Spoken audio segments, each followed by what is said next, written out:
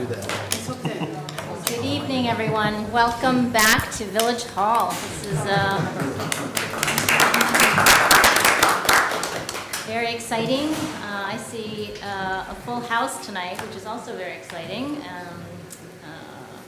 So we have the full planning board with us this evening, and we lost one planning board member who was elevated to the Board of Trustees, and so we have a vacancy. But other than that, we have Matt Brennan, Ed McCarthy, Lindsay Krakauer, Kirsten Harries, and Erin Carney, and I am Marjorie Shue. So I'm confirming the quorum for this evening's meeting. The agenda is, we have first up Greg Moskowitz at 650 Riverside Drive, a continued public hearing for a proposed pool. And second, we have Tapsy Realty LLC, public hearing for a proposed change of use at 47 Clinton Street. We have a public hearing for Roy and Joan Barron at 15 Pocoho Drive, amending their site plan for their pool. And then we have Lighthouse Landing Communities with a preliminary presentation on their Edge on Hudson Phase 2 Block H amended site plan approval. We have a new applicant, Carlos and Hortensia Hanjon at 19 Cedar Street, a preliminary presentation for a proposed two-family residence.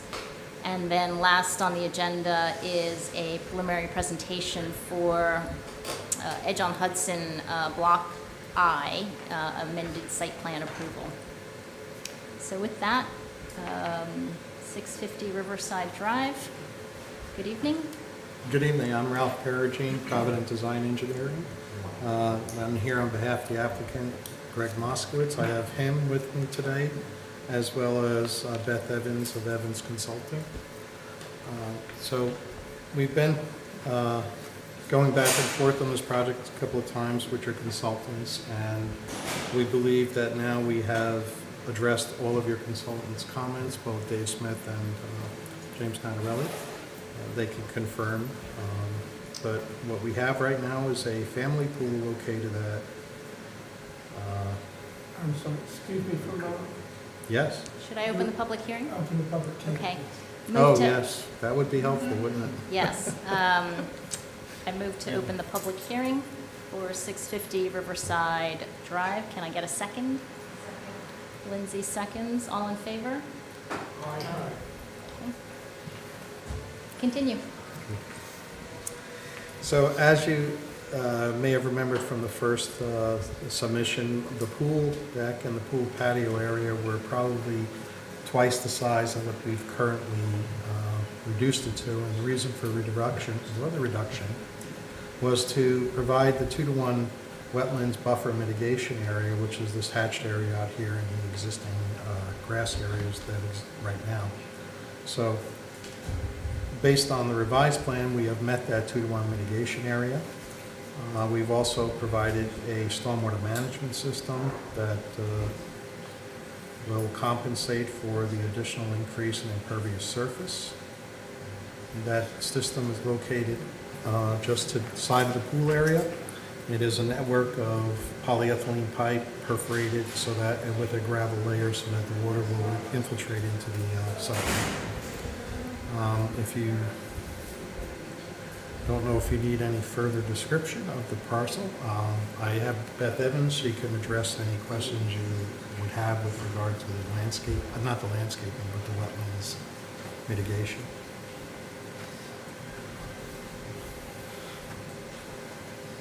No questions? No, we've seen your list of plantings and have had this conversation for a couple months now, so I think I'm pretty set. Anything from the other board members? Are there any comments from the public? Have you used the microphone, please? We can't hear. I am using the microphone. Can you hear me better now? Yes. Okay. How about, can you hear the presenter over there? No, we can't. Okay.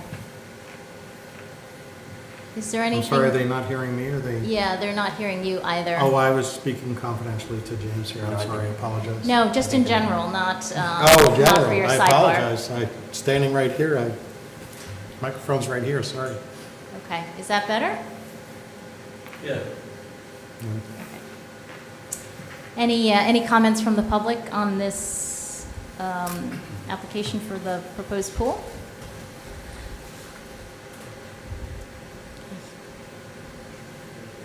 There was one written letter back a couple months ago. Yes, that person asked if, commented that she didn't want us to remove any wetlands, and we are not. Okay, thank you. Not hearing any comments from the board or the public. We did prepare a draft resolution. You need to close the public hearing. I'm definitely out of practice. Okay. I move to close the public hearing. Can I get a second? Ed seconds. All in favor? David Smith, would you read the highlights of the draft resolution? Yes, thank you, Madam Chair. The planning board has a resolution before it on the resolve clauses.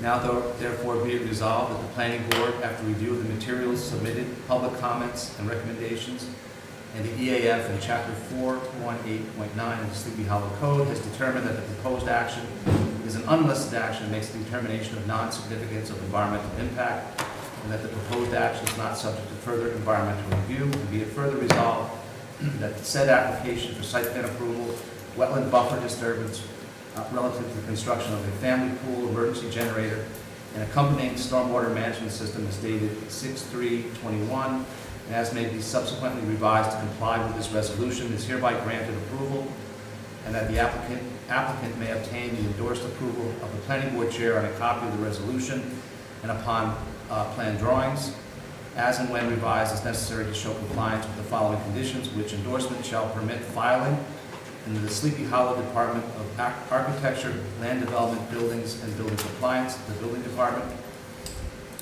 for purposes of obtaining a building permit in accordance with this resolution and all building code requirements, provided, however, that this approval shall expire 1 year after the date of this resolution if the following modifications and conditions have not been completed to the satisfaction of the planning board and the village building department, and the applicant has not obtained the required building permit or permits for construction in accordance with the approved plans. 1, the applicant shall pay the Village of Sleepy Hollow all application review fees as required by the village code prior to a building permit being issued. Compliance with Chapter 418-14 of the Sleepy Hollow Code. Documentation sufficient in form and substance for the village engineer that the list of items outlined in their 5/14/21 correspondence have been responded to or incorporated onto the site plan drawings. And 4, prior to the issuance of a certificate of occupancy, an as-built survey shall be provided to the village building department. Any material change to the plan when that approved by the planning board will require the applicant to present the revised plan to the planning board for a plan amendment. That's the resolution before the planning board. Okay, thank you. Move to adopt the resolution. Get a second? Second.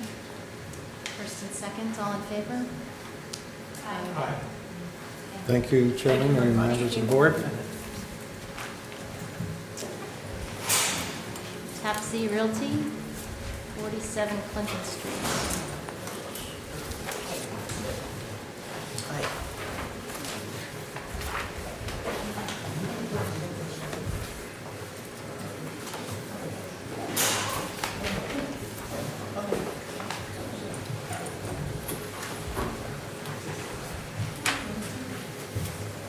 Good evening, everyone.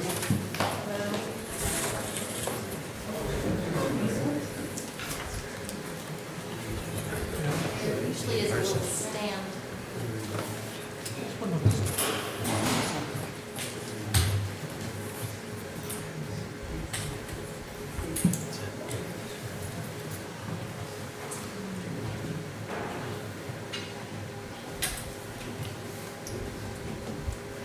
Hello? Hello there. Nice to see you in person. Same here. Should I introduce myself? I'll introduce myself. Yeah, why don't you go ahead and I've get never been here before. I'm Jim Vassalotti, Vassalotti Associates Architects. and- Can everyone hear Mr. Vassalotti? I guess so, okay. So, we have 47 Clinton, which is the ground floor, which is currently a laundromat. What we proposed, and we've received zoning board approval for this particular use. We're gonna reduce the size of the laundromat by 40% and build a two-bedroom apartment. With the reduction of the laundromat, all the equipment is going, the laundromat that will be redone will be renovated completely with all new equipment. And as I mentioned, the current washers, for example, use a tremendous amount of water. The new equipment will use 1/3 the amount of the water, and maybe from an electrical standpoint also save energy. As I said, we received the zoning board approval, and this is after a couple of sessions with the planning board. This is our final design.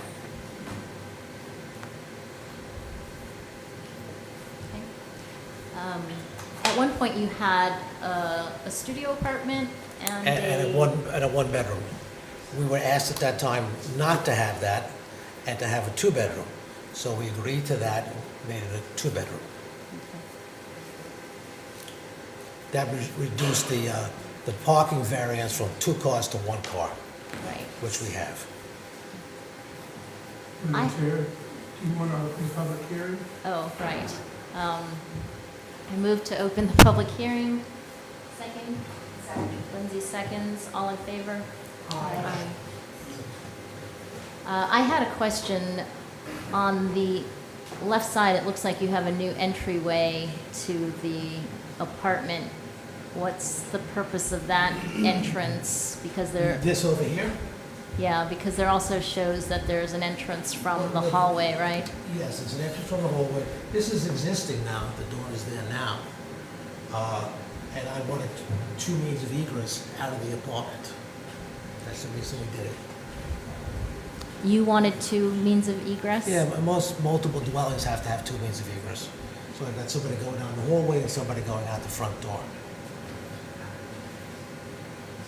But that unit is not a multi-dwelling unit? No, I mean, the building is an R2 use for multiple dwelling. So you need 2 means of egress out of a multiple dwelling. And, I mean, if you don't like it, I mean, we're not changing the storefronts, so they're gonna look basically like they do now. So that's why it remained. That's actually, I had a question about that. In terms of the facade, as it's shown in the plan, you're not keeping the existing storefront, but you're changing it and putting in a new window and door? Here, we're gonna put one in here. No, we are changing this particular one unless the owner wants to keep that storefront look. I wanted to change it to operable windows, that's why. They're not operable now. I'm sorry, I can't hear you, Mr. I wanted to change them to operable windows, they're not operable now. And we have a bedroom there, so we have to get natural light and ventilation into the bedroom.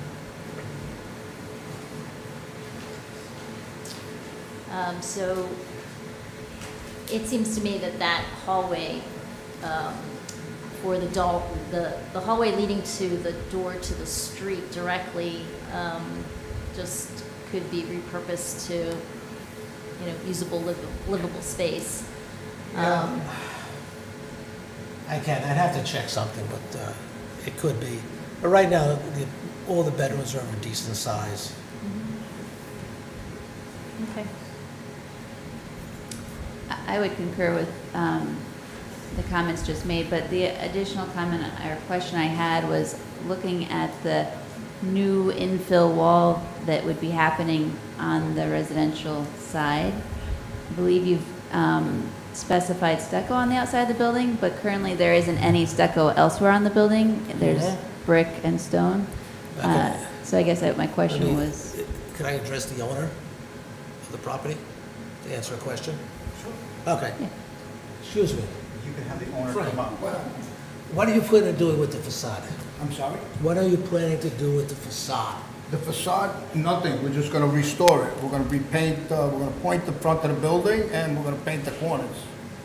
Everything else is gonna stay the same. So where you're changing the storefront to a new operable window and you're gonna have infill wall around it, are you going to match something similar to the brick? We're gonna try and keep it, because both sides are the same design right now, so we're gonna try and keep it so that it looks the same, right? Same colors, same material? design. The only thing we're gonna do is make the windows operable. As far as the building as a whole, I think the building as a whole is very attractive right now. I would agree, yeah, And we just wanna restore it to, we don't wanna make any changes to it. correct. I would say that my only comment was to suggest that the material stay similar to what is used currently and not change to something else. I'm sorry. Joint venture to stay the same. Correct. I was Yeah. saying my suggestion is the material stay the same Yes. and not change to stucco in that one spot that would be modified. Yes. So where does it reference stucco? In the detail for the wall, the exterior wall, Yes, yeah. It's old, but anyhow, it's incorrect, so he's not gonna do that. Okay.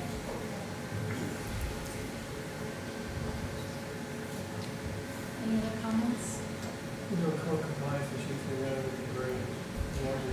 I can't hear you. Maybe you could speak into the Any microphone. code compliance issues? I'm not aware of any code compliance issues. Okay. Any comments from the public?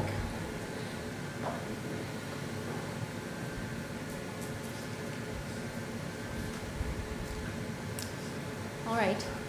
Well, with that, I guess we'll close the public hearing. Do you have any Yes, comments, Mr. Smith? No, just a question, did you want to, I'm unsure of where you left it in terms of the second entry to the downstairs bedroom.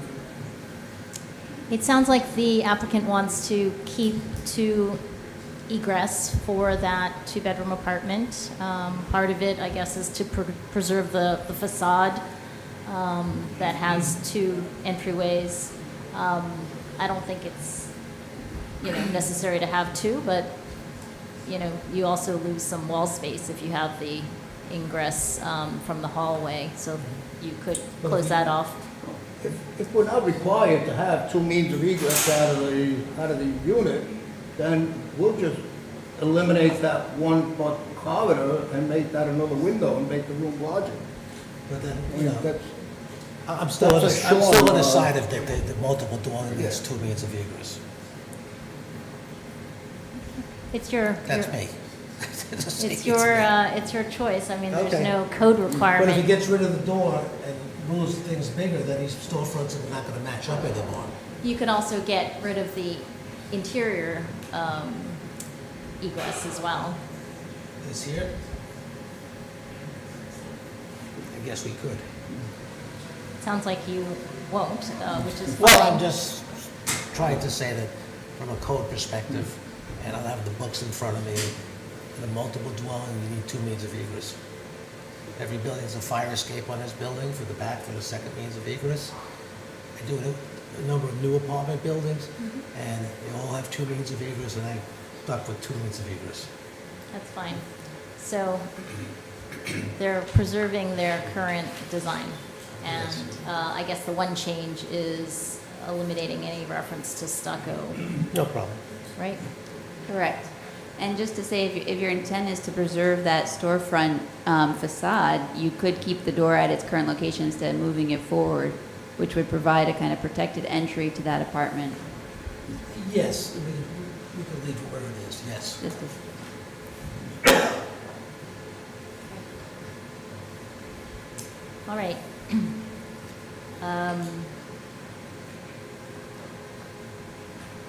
Not hearing any other comments, I would say we could close the public hearing.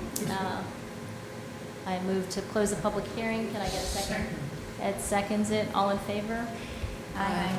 Okay. We've asked David Smith to prepare a draft resolution, which he'll share with us. Madam Chair, the planning board has a draft resolution before it. We have added a third condition, which I'll get to towards the end with respect to the facade. But I'll read the resolve clauses. Now therefore be it resolved that the planning board, after review of the materials submitted public comments and recommendations, and the EAF has determined that the proposed action is a type 2 action and makes determination of non-significance of environmental impact. Be it further resolved that the said application for site plan approval relative to a change in the use of a portion of the existing laundromat to a single 2-bedroom apartment as shown on the site plan as revised June 2nd, 2021 is hereby granted approval, and the applicant may obtain the endorsed approval of the planning board chair and a copy of the resolution, and upon the site plan drawings as is when revised as necessary, which endorsement shall permit filing in the Sleepy Hollow Department of Architecture, Land Development, Building, and Building Compliance, the Building Department, for purposes of obtaining a building permit in accordance with this resolution and all building code requirements, providing, however, that this approval shall expire 1 year after the date of the resolution if the following modifications and conditions have not been completed to the satisfaction of the planning board and the village building department, and the applicant has not obtained the required building permits or permits for construction in accordance with the approved plans. 1, the applicant shall pay the Village of Sleepy Hollow all application and review fees as required by the village code prior to a building permit being issued. 2, prior to the issuance of a certificate of occupancy, an as-built survey shall be provided to the village building department. Any material change to the site plan from that approved by the planning board will require the applicant to present a revised plan to the planning board for a site plan amendment. And this is the third added condition. And it's in draft form right now, so we'll feel free to suggest edits. But the third condition, the materials used for the improvement to the front facade shall be in keeping with the existing materials and shall not include the use of stucco. Okay, thank you.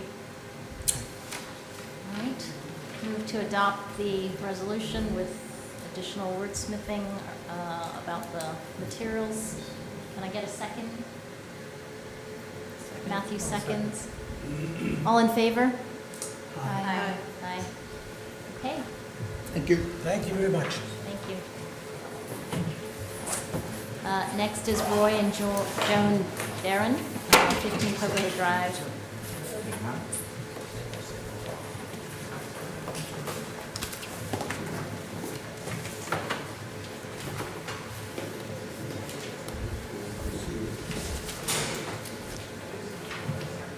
So this is also a public hearing. I move to open the public hearing. Can I get a second? Second. Lindsay seconds. All in favor? Aye. Aye. Hello. Good evening. My name is Craig Flaherty. I'm here representing Barron's for 15 Pocono Drive. The application before you tonight is a modification of prior approval, and it really has to do with the repositioning of an in-ground hot tub and the installation of an associated pool fence. This, of course, is the orientation, north off right, the railroad and the river to the west here, and Pocono Drive in the front. This was, most of what you see here, of course, was approved under the initial site plan approval. Again, the modification has to do with this in-ground hot tub being moved to the west by about 15 feet from a position that was largely outside of the 100-foot wetland setback, and that was just within it. It still resides within an area that was being disturbed anyway as a part of the initial site plan approval. And it's 85 feet from the closest wetland and about 25, 30 feet above it. As we discussed at our preliminary presentation, we came back with a revised landscaping plan, which is before you now, and added additional mitigation plantings and an area of restoration where a wildflower meadow is being proposed, a conservation seed mix, a pollinator-friendly seed mix, and both of the additional plantings are native and pollinator-friendly as well. So I think we've responded to all questions, comments, and concerns. I think drainage is all set. I think the landscape mitigation is all set, and I'm here for your questions.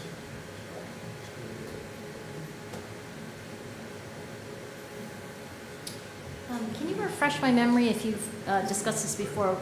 Why was the spa moved 15 feet to begin with? Yeah, I think it just, when you look at something on a two-dimensional piece of paper when you're planning a project, it feels a lot different than when you get out there and kind of feel what it would feel like to have a spa right under an overhead deck. And it just they felt it was a better location in the spaces that they already had improved back there. Okay.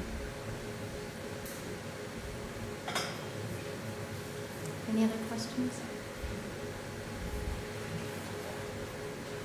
Do we have any questions from the public? Oh, sure.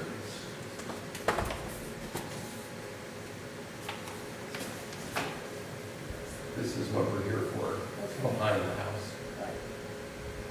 And you have plantings? These plantings are going in? Yes, all the plantings you see on here will be planted before they can get their signs. What is this planting with, how tall are these? We're next Well, to We're next door. So the only new plantings being proposed as a part of this application are the ones here in the middle of the property and the ones here. All of these plantings were already approved as a part of the approval of the home. Do you happen to know how tall these trees are? Yeah, I mean, they're on our planting plan, so let's see. So the ones on the side there, TP, SB, TM, TP being planted at 6 to 7 feet high, SB,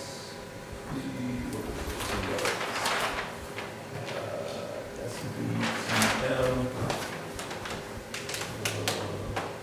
TM is more of a bush at 4 to 5 feet high, and that sort of thing. I'm just concerned about these here. This is your property here Yeah. on the south side? Yeah. Yeah. Well, there's not much we can do about these plantings. They were all approved with the prior application. They haven't planted them. That's correct, yes, yeah. And we're gonna try not to go to block your view. We're gonna try to go between the house up to where you can see. Okay. We don't wanna block your view. Oh, no, we don't mind the plants between the houses. So we have no choice about that. Yeah. That's right. So, Between, but not where you can see, like, right. Okay, We don't wanna go past, where you can go to the right. okay, thank you. not to interrupt neighborly conversation, would you mind introducing yourselves for the public record? Yeah, sure. Hi, I'm Joan Barron. Nice to meet you all. I've seen most of you many times. My husband couldn't be here tonight. He's Roy Barron, and Craig is talking for our behalf, and we can't wait to move into the neighborhood. We can't wait until you do. Thank you. I know I'm quite tired of looking at construction. For the record, Yes. Would you please introduce yourselves go as ahead. well? yes. Fred. Alfred Strasser and Laurie Wilson, the neighbors, to 17 Pocono. Thank you. Okay, any other comments or questions on this application?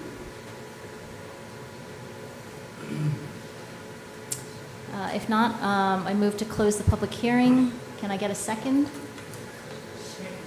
Ed seconds. All in favor? Aye.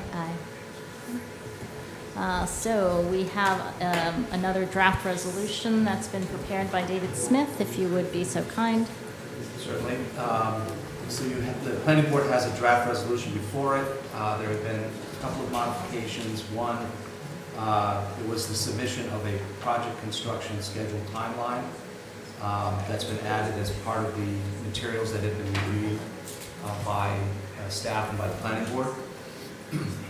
So now I'll read the resolve clauses from the resolution.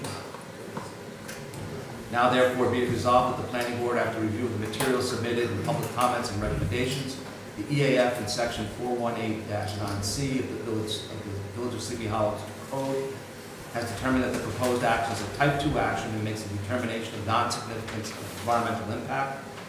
And be it further resolved that the said application for site plan amendment approval and wetland permit relative to the construction of a pool, fencing, landscaping, and stormwater management improvements as shown on the site plan last revised April 30th, 2021, including the revised planting plan dated June 1st, 2021, is hereby granted approval, and the applicant may obtain the endorsed approval of the planning board chairman on a copy of the resolution and upon the site plan drawings as and when revised as necessary to show the compliance with the following conditions, which endorsement shall permit filing in the Sleepy Hollow Department of Architecture, Land Development, Buildings, and Building Compliance, the Building Department, for purposes of obtaining a building permit in accordance with this resolution and all building code requirements, provided, however, that this approval shall expire at the end of the calendar year 2021 if the following modifications and conditions have not been completed to the satisfaction of the village building department and the applicant has not obtained the required building permit or permits for construction in accordance with the approved plans. 1, the applicant shall pay the Village of Sleepy Hollow all application and review fees as required by the village code prior to the building permit being issued. 2, compliance with Chapter 418-14 of the Village of Sleepy Hollow Code. And 3, prior to the issuance of a certificate of occupancy, an as-built survey shall be provided to the village building department. Any material change to the site plan when that approved by the planning board will require the applicant to present the revised plan to the planning board for a site plan amendment. That is the resolution for you. Okay, thank you. So the construction schedule really needs to be completed by the end of this year. Yes. So I move to adopt the resolution. Can I get a second? Second. Aaron seconds. All in favor? Aye. Aye. Okay, unanimous. Okay. Go move your spot.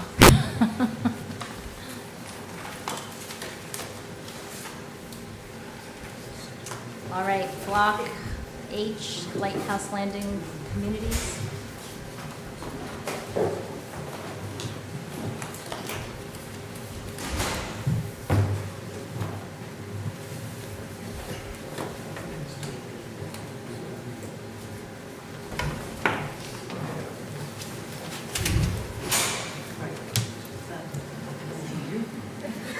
Hi, guys.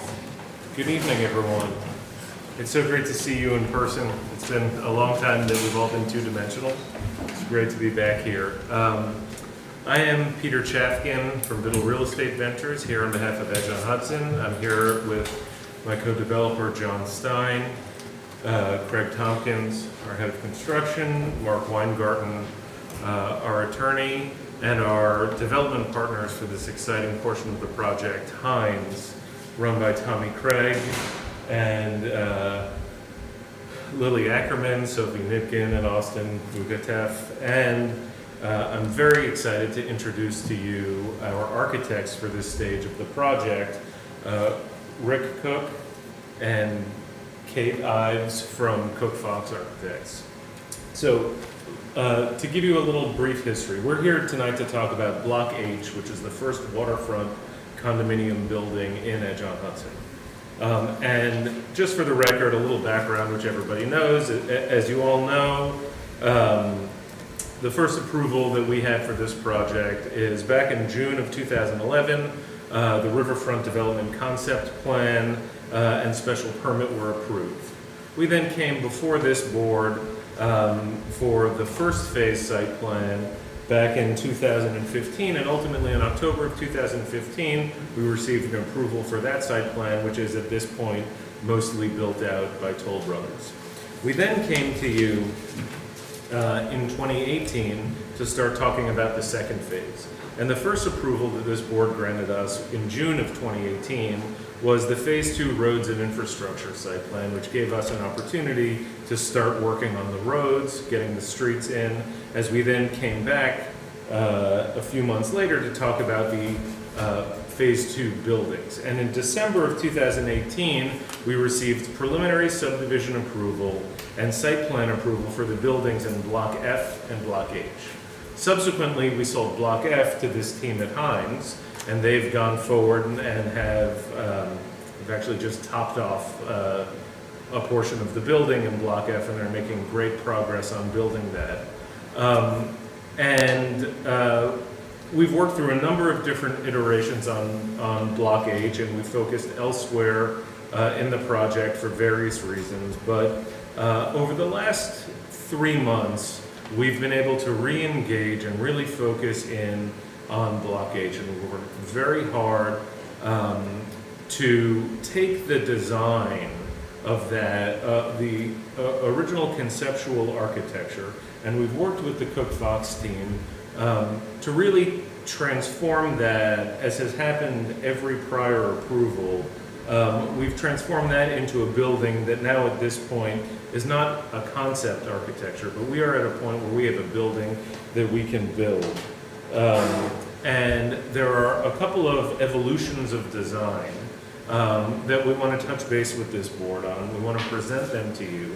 And some of them may rise to the level of an amendment to that site plan, and that's ultimately going to be your call. But we wanted to take this opportunity to present those to you and see your feedback. And ultimately, our goal would be, if we get consensus and an approval from this board, our goal would be to continue with this evolved architecture and take it through design development, construction documents, and ultimately be in the ground before the end of this year, starting the vertical construction of Block H. So with that, I'd like to introduce you to Rick Cook, the founder of Cook-Fox Architects, to introduce himself, his firm, and then begin to walk you through some of our thoughts on Block H. Thank you. Thanks for having us tonight.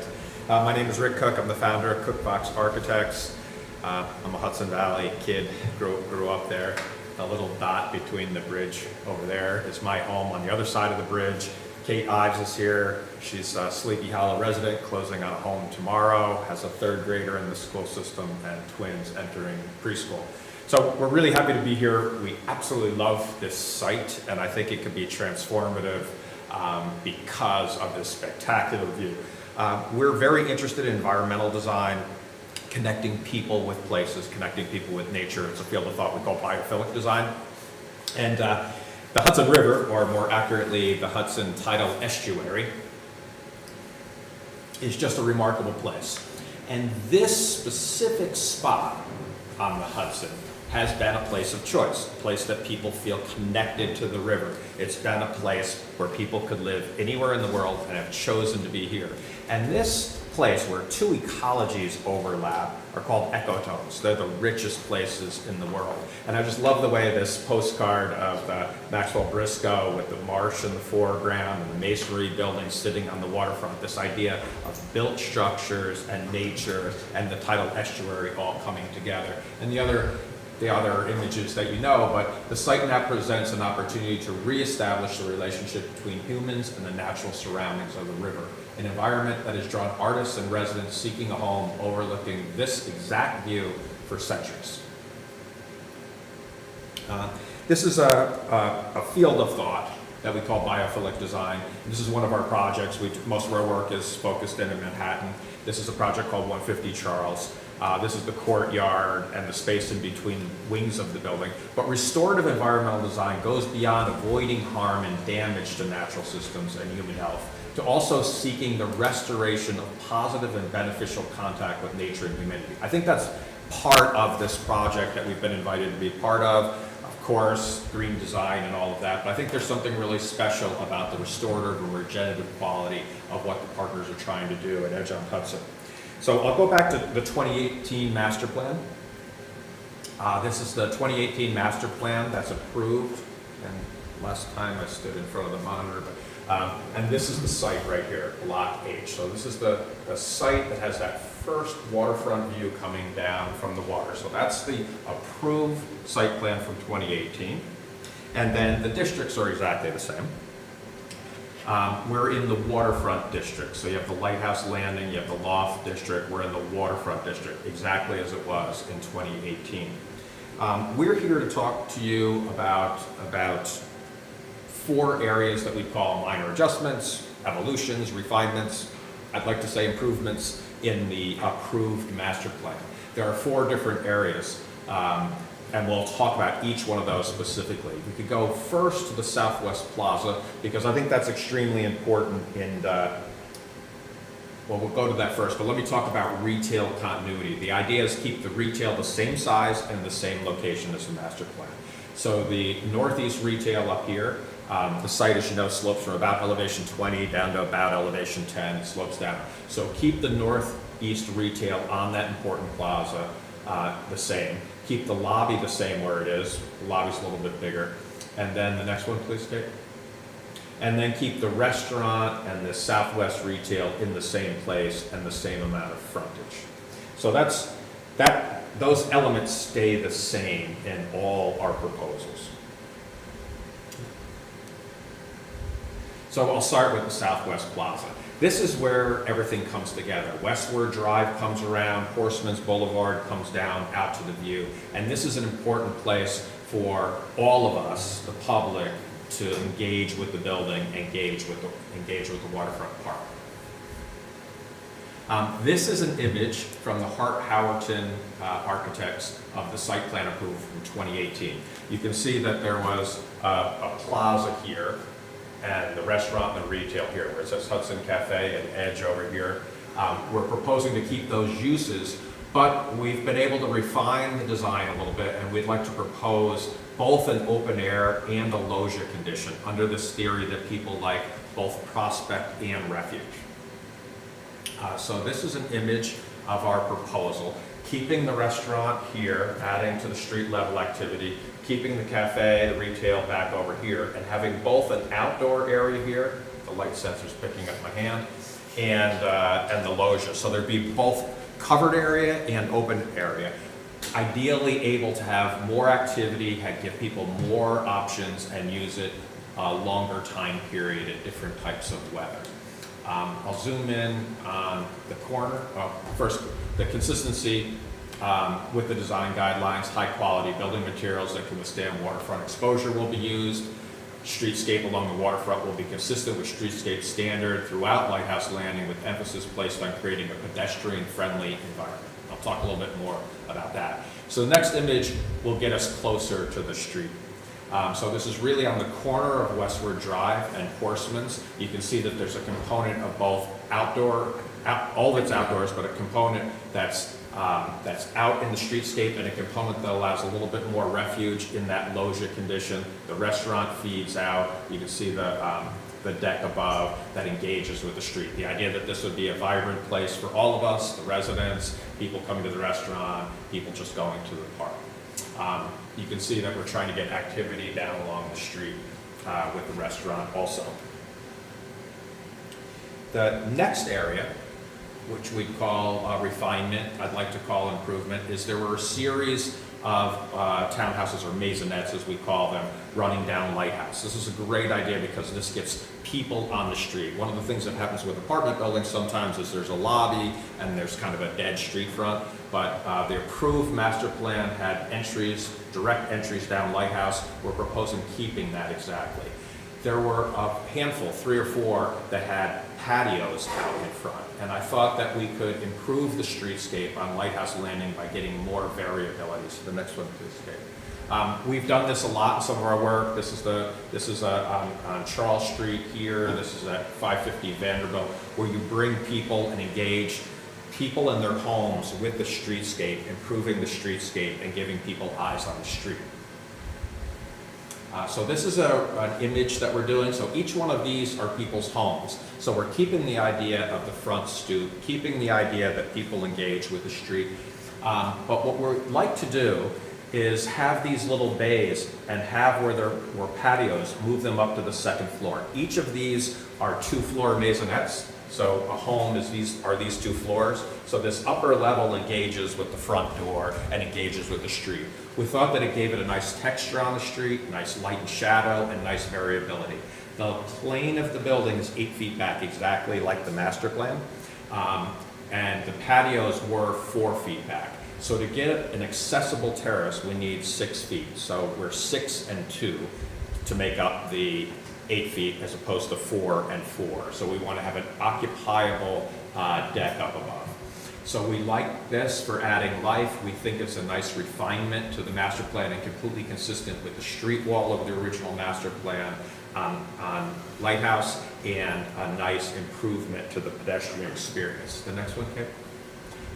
And it does talk about buildings will exhibit variety in their massing, projections and recesses, while maintaining a human scale which is comfortable for the pedestrian. Where appropriate, asymmetry in design is encouraged to provide visual interest. And local character should be looked upon for material references. The use of architectural materials should be limited to 1 or 2 elements for the major portion of the building. Brick, glass, stone, precast, fiber cement panels, and wood are all appropriate contextual materials. So we believe that this is consistent with the spirit of the master plan, and we believe it's an evolution or an enhancement or an improvement. The next is the really important gateway off the roundabout and that northeast plaza. So this is the rendering from Hart Howerton from 2018, looking down Lighthouse Landing and out around to westward and the plaza across from the new Chico's that's coming. There was a lot of talk, go back one please, Kate, for a second. As we understood it, by speaking with Nicole from Howerton, there was a lot of time talking about the tower and how that related to the master plan. And so we've actually developed 2 schemes that respect that idea of an important corner as a gateway to the entire edge on Hudson, to westward, to the river, and specifically to this project. So the first one is our interpretation of this. You can see that these are clearly living areas. Those are living rooms that are inside that lantern tower that's going up. So the first scheme uses that same idea and uses lanterns as the tower form. So this is our proposal, first proposal, looking at a similar view, that plaza stays exactly the same, and using living rooms to create a vertical element or a tower element that would read like a lantern. We are focused typically on engaging people with nature and outdoor space, and we had an idea that we'd like to talk about, and some examples from our work of how we've done this in the past. What we see up here is 300 Lafayette, which is a building we designed on the entry to Soho in Manhattan. And we designed the building to have outdoor space on every floor. This is the penthouse. Once it was done and complete, Microsoft leased the whole building.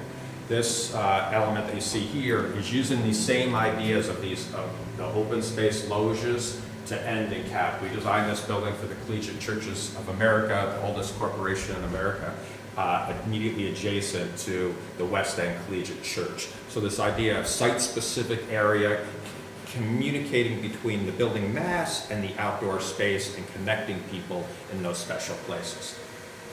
So we've done it with loggias. This is our 25 Park Row project in Lower Manhattan, using loggias where the building expression comes up and then opens up and you can be kind of in and on the building. This is our building on the High Line called 512 West 22nd Street, having places where you can be on the building and in the building and next to the High Line, next to the Chelsea Thicket right here. On the lower left is another example of how the vertical piers rise up and turn into these loggias. So they're integrated with the architecture, but they create a special moment. And this is a project that we're doing down in the DC area that also uses loggias. So that's all a setup to say we'd like to do this other scheme. This is our preference.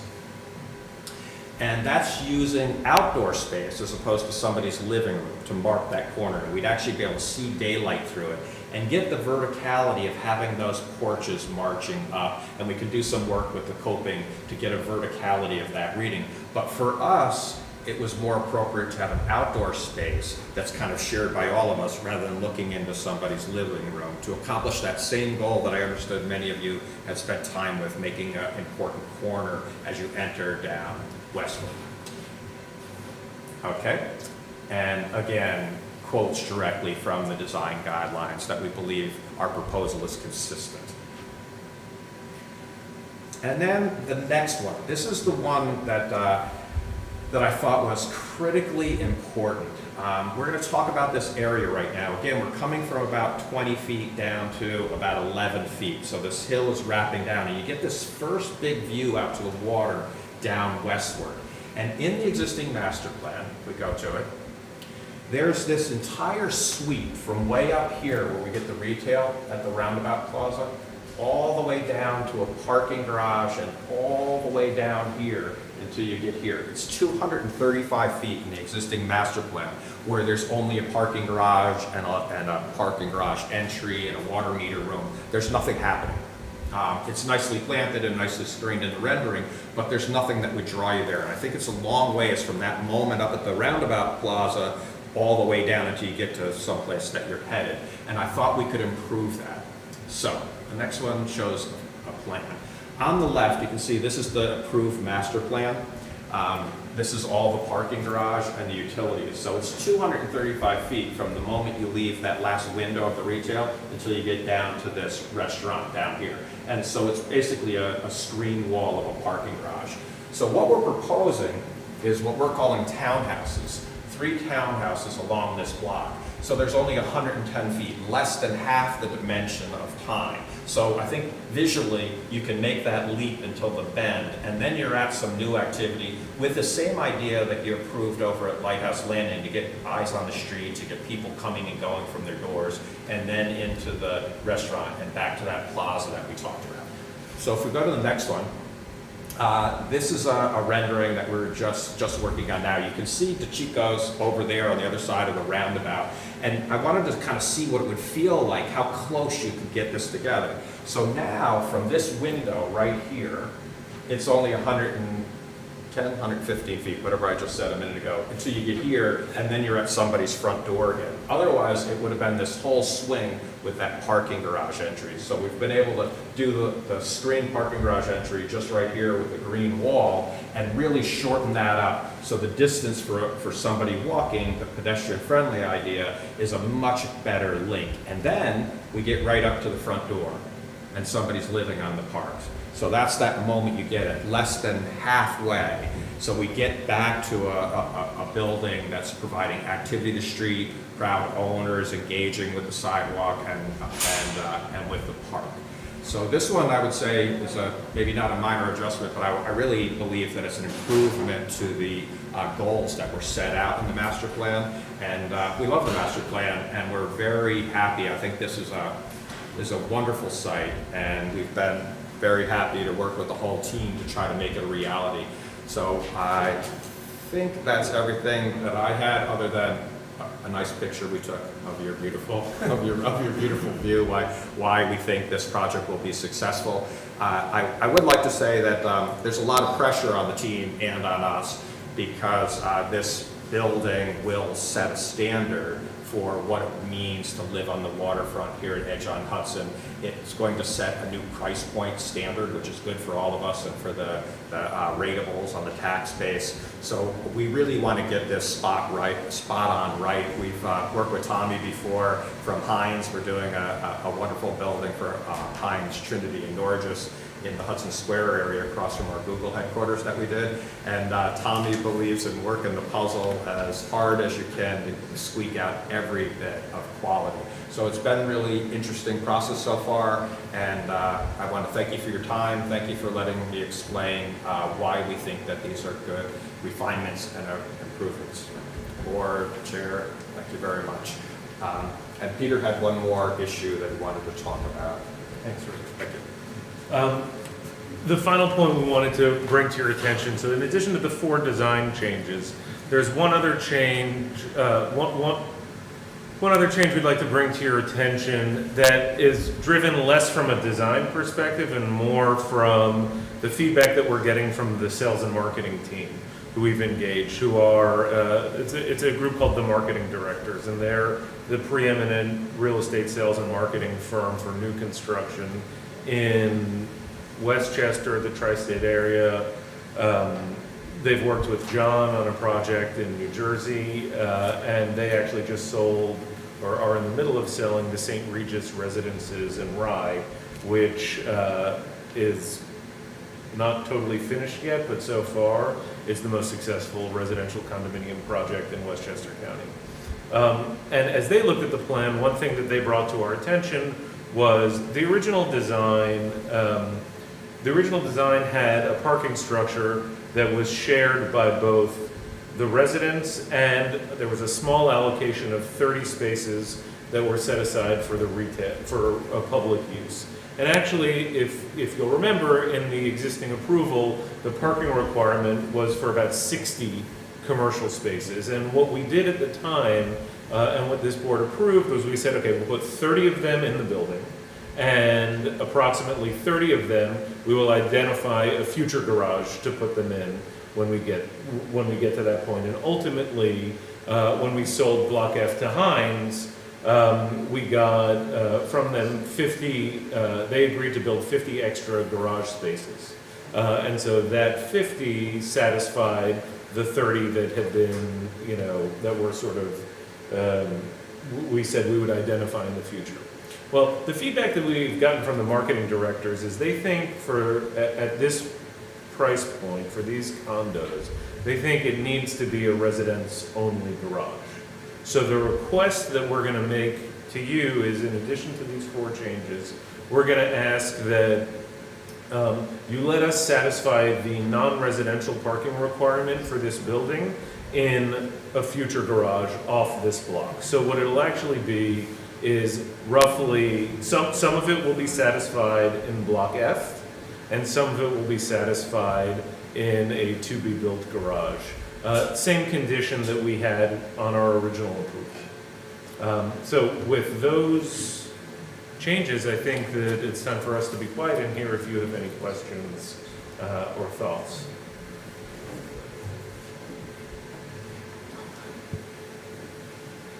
I have a few, but I'll just start with the parking question. Where do you anticipate those other half when you say a future parking garage? So the expectation is it will most likely be about 18 of them, of the 30, would go in Block F. And then when Block K, which is, Kate, could you flip to the master plan, please?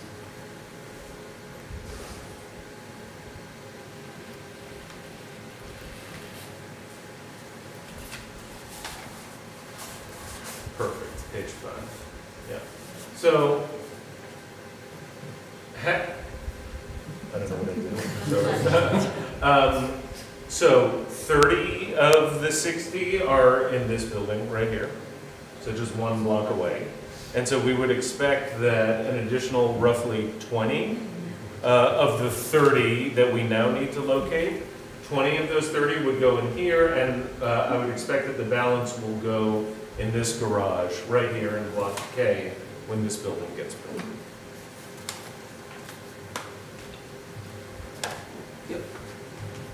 If I may, let me just jump in for a quick second and bring everybody to the kind of 30,000-foot view on why we're doing what we're doing and what our hope is. So we're here because we have some, what we consider some iterative changes to the building, some modifications to what was originally approved that we think enhances what we're doing. But when you look at the master plan, and I'm sure you've all been down to the site, obviously some of you have lived this as long as I have. But we've got Toll Brothers moving ahead with their development in the first phase, which is obviously the middle of the site over here. We've got some parkland in. We've got the Chico's going in over here, and we've got the Hines apartment building going in over here. So that's taking up this area of the site. We're obviously working on, we've got an approval on OMP, and we've got the parkland going in there. So as developers, we're looking at what are we doing next? And really, because we were able to advance the waterfront park, we've got a void.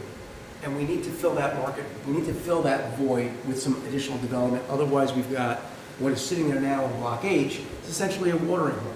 It's a hole. It fills. It's not providing any beauty. It's not providing any environmental quality. It's providing nothing. So what we decided to do as owners is go ahead and advance the construction on our own dime, move forward with the development for ourselves as our existing partnership to go ahead and build Block H now. We've got a terrific market. We've got very low interest rates, and there's just the demand coming out of the city, moving up to Westchester, the farm to table move, all the things we all know about what makes Sleepy Hollow a great place. Those dynamics are just enhanced, in the current environment. We want to get going.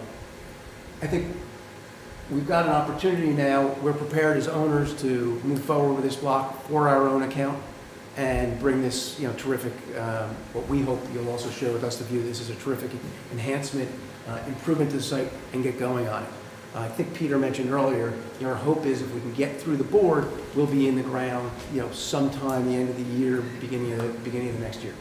And it's about a 2-year build out, but we're ready to go. So it's really about 5 design changes, a parking change, We just need feedback. We're here as a preliminary discussion, so we just get the feedback from the board. Is this something you like, something you don't like, and how we go about getting the board's reaction to some of these modifications that we've proposed.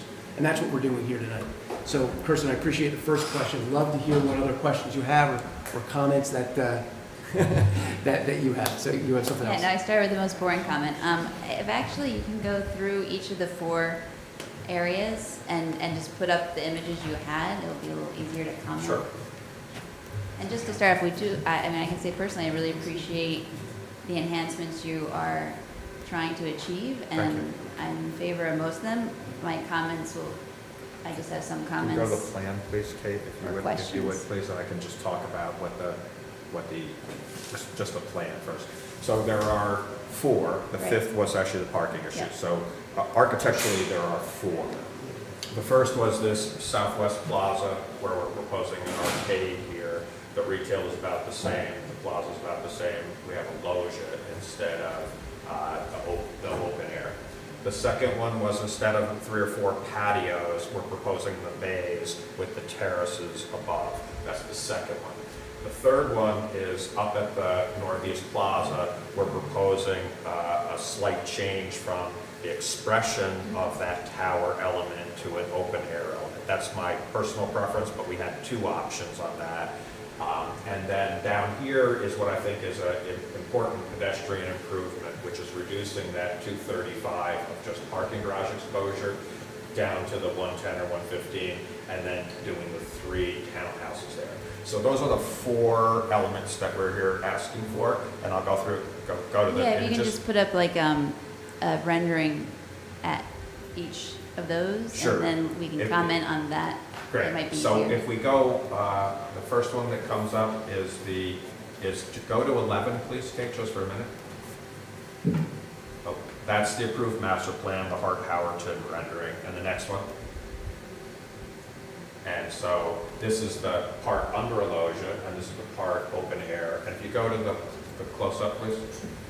Okay. Stop there. Yeah, no, the loggia and how you described it, both maintaining some open air and some loggia so that it can be utilized more throughout the year, Yeah. all of those things I think are great points, and I would be in favor of all of that. One question I had was in terms of, this is the western view, you're gonna have the sun coming in, beating down. I was just wondering if there's any possibility or thought about, though maybe this interrupts the verticality that you've got with the columns, but something to provide some shade on that open area, or Some to awnings, also. yeah. It's funny, they mentioned that because we're thinking that we want to be able to use it. So one, if it's raining, we have a little spot there, but also it's pretty much directly south. So Yeah. the loggia could provide a little shelter. I'm a pasty-faced white guy who didn't have the sense of coming out of the sun, so I have to sit in shade. I can't be out in the sun. So having an area for shade. So we could also work in like a little awning detail or something that came out too, to provide a little bit of shade from this channel that was bracing the columns. Something like that might be nice and help set a little scale, in front of the building. And Yeah, probably because the openings are so tall, I'm imagining the sun's going to be coming in even to that protected area for a good section of the afternoon. So how that gets articulated, or how you can provide even more shade both in, under and outside of the loggia, I think are things to consider. Well, this brings up a thought. We've been looking at this and thinking about, nobody's looking out from the second floor up here. So another thing is we could do louvers or a screen or something up here that could dissipate the sun and provide more shade inside too. I think that's something that we could look at. That would be a nice scale change element also. Part of it is, I thought people want to feel comfortable. There's a psychology of movable tables and where people feel good and they have options of being in the sun or in the shade. So I think we could work on shade awnings, and even looking at some screening to soften this kind of second floor expression right down there. And then just going back to the elevation before, I noticed from the concept design to this design, this feels more massive and singular in its form, whereas the other one had broken up the facade or the volumes more, so I didn't know if you Yeah. want to talk So, about that, those changes. I mean, part of that is, I like clarity and honesty in the architecture. That's my personal preference. That's what our work is known for. But I also like to break down massing and be truthful. So this does break down, and it breaks down the series of massing. But in general, we like to change materials where massing changes. So this material is this nice masonry, and then it changes to the metal when we get to a setback. And then this pops out, and this is metal siding. So we think we have a high degree of variability without random changes of material. If you go back to 11. There's just a lot going on that feels kind of piecemeal and to me, less high quality. To my eye as an author, as an architect, less high quality than our proposal. So I guess, yeah, there's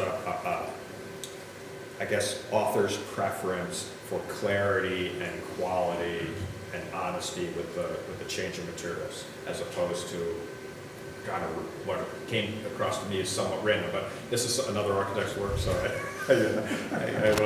this is also beautiful. Or as Peter said, this is our baby, and remember when you criticize it, you're criticizing our baby. So being a parent, I understand that. Nobody likes to criticize your baby.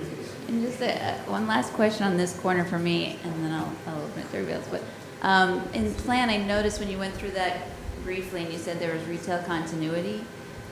In the other plan, it looked like there was maybe access from the residential portion of the building out through that corner, and now it looked like your two retail units are right next to each other, and there's no longer that access? Is No, that true? our retail, the way it's set up in the master plan and here is two separate retails with a back kitchen area that would separate it. So one kitchen could serve a kind of cafe and a restaurant. So it's actually It's actually two different levels. Can you go to the other plan, Kate? This is the upper level. So here you go. This is the best one to look at. Kirsten, in the approved site plan, the southwest retail space was catty corner to the restaurant because the kitchen was set. Okay, thank you. That's the kitchen that was set back in there because the thought was we wanted to create the flexibility in perhaps that retail space is an art gallery or something totally unrelated to the food and beverage.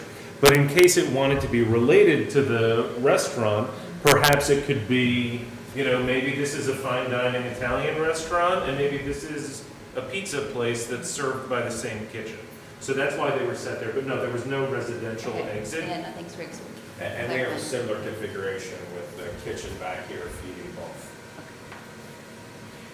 The next one is...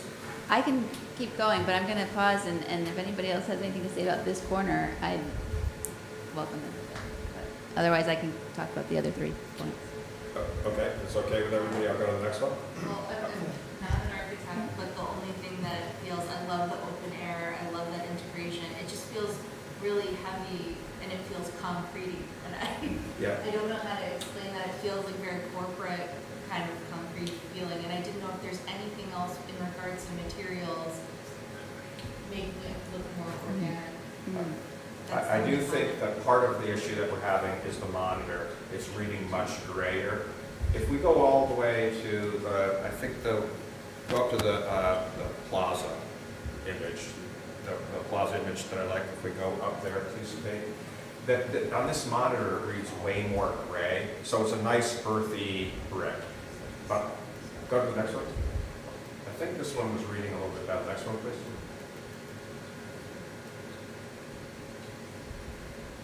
If you recall, the tones were a lot warmer on this. On that monitor, yeah. So we'd be happy to come back and talk about the risk because we have this nice warm. It's coming across very kind of harsh gray. And that other one, this one, at least on our monitors, was coming across warmer. But I think that the discussion about the shade and changing materials inside that, I think, would help. I think with a nice warm brick, we're also working on the details for what we're calling the lintels and the sills right here, and that material change, which is a kind of honest expression about how we're holding the brick up. I think all of that will help. I agree. It's about the 6th time I've asked the visualization team to try to warm up the brick, and it looks much grayer here. So I think when we look at the mortar colors, If you want to look at it on this screen, it's more true to intent. I don't know, I think we'd have to unplug this and walk it over. this is just much closer to our intent. Sorry. That's much closer to our intent. It's just reading right.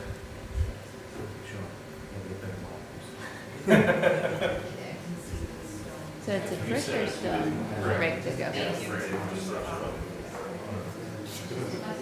Much more texture. So the color resolution on this monitor picks up the warmth instead we're doing the gray.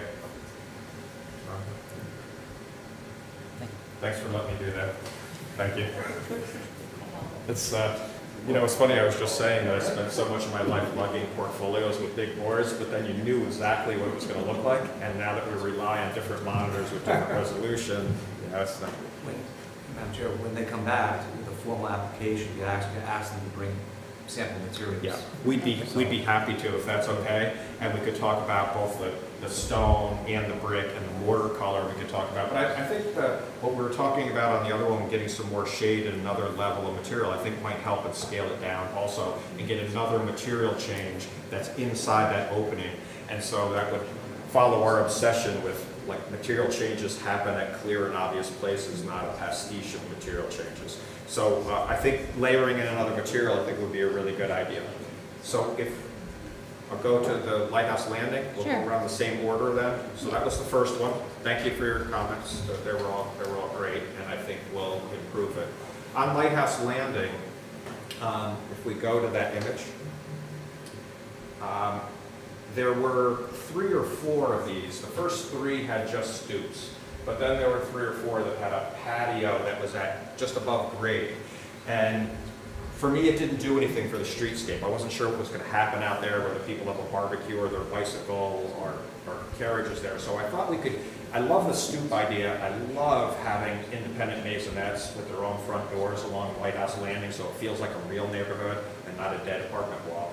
And I thought that these bays added a nice scale. So you go from the Lighthouse Landing to the sidewalk, to the bay, to the taller building. And I thought it was a nice scale variability. And we want that patio to engage. So in this visualization, color's a little bit better. You could see how people could speak to the front door. There'd be a communication. I thought that this was a nice evolution or enhancement to the master plan spirit. Yeah, I concur with all your points and agree.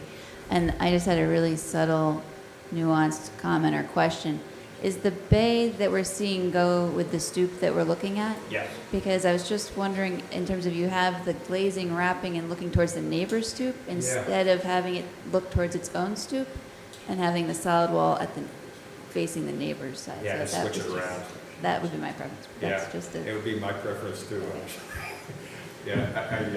So yeah, this one is actually for this front door. So switching that around so the glazing came on this side and the solid part would make more sense. Yes. That's it. Yeah.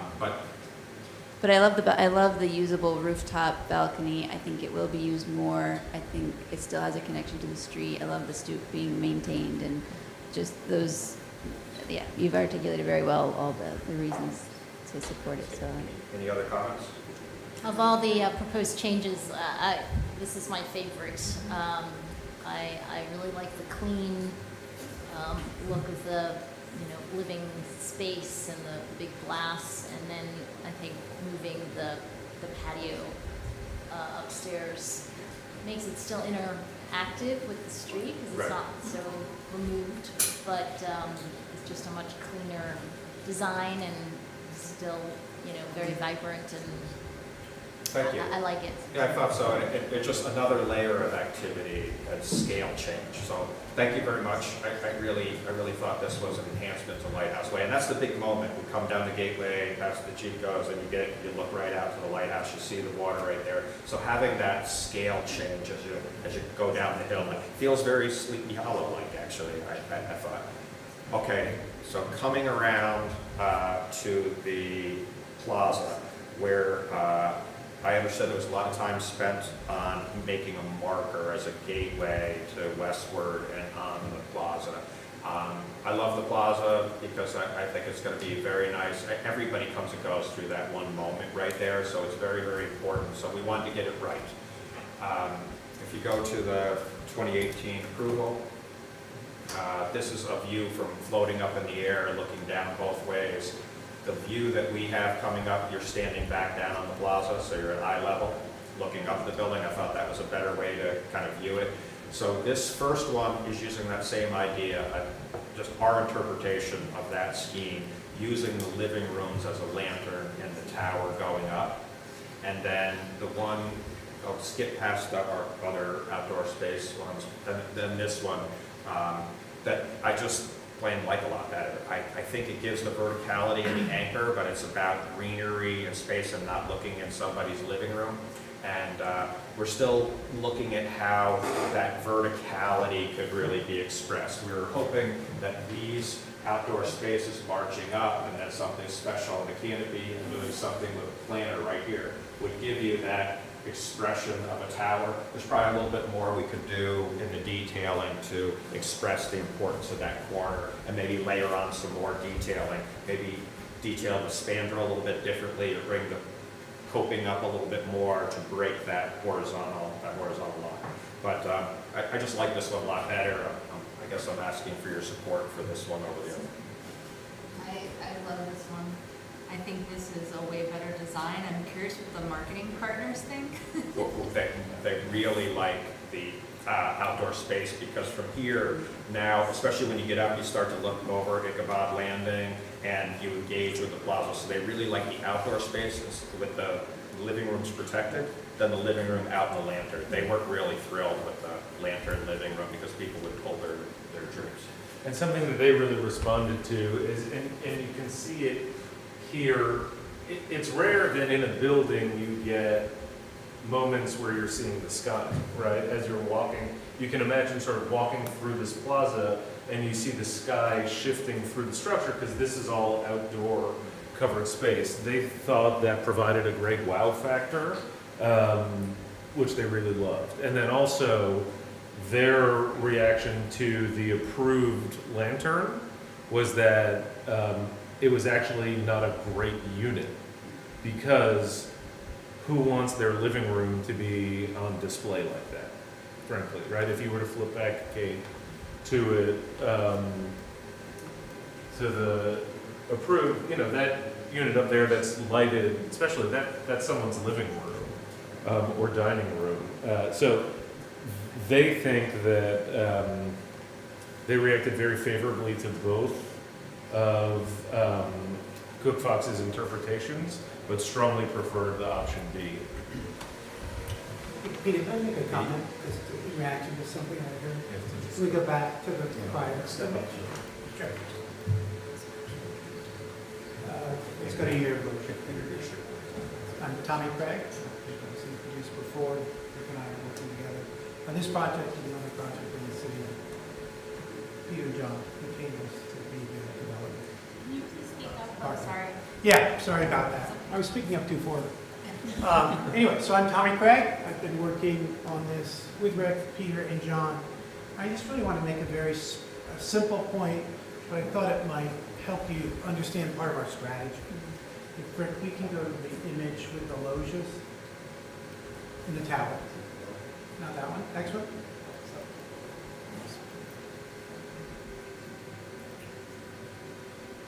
I think what we know is happening in the building, it's hard because what Rick has done is really focused on 4 changes. But in many parts of the building, you can see what Peter is describing. We're dematerializing the bulk or the mass of the building. And as we present a full image of the elevation, we're going to see these loggias that really come across, or balconies and balcony insets. You know, I would say this is a part of our strategy in terms of how we're being faithful to the guidelines of the master plan. I just thought it was the easiest way to describe a concept that is thematically part of what Rick is doing. That's actually helpful, thank you. You're welcome. Can you describe your thoughts around that canopy a little bit? The canopy at the very top.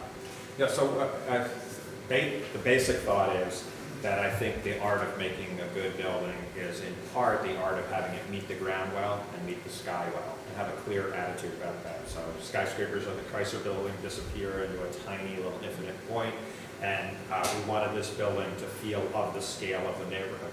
So this lid is like a cornice, a traditional cornice, but we're modern architects. So it's a cornice expression. It also provides some solar shading, even though this happens to be, not so southish, but provides a kind of enclosure for that upstairs unit, and also provides a visual cap, like an abstracted cornice we would have on any building in Tarrytown or Sleepy Hollow. So it's our interpretation of a cornice capping the building. It feels heavier because we're setting back, going up, and then coming back out. But it felt like it gave it a nice kind of lid against the skyline. And then we're opening it up a little bit on the south to get a little bit of light shadow on that side. Was that? Yes, good? thank you. Okay. I do appreciate the shift in the corner going from being the lantern to the open air, dematerializing it, having the loges there.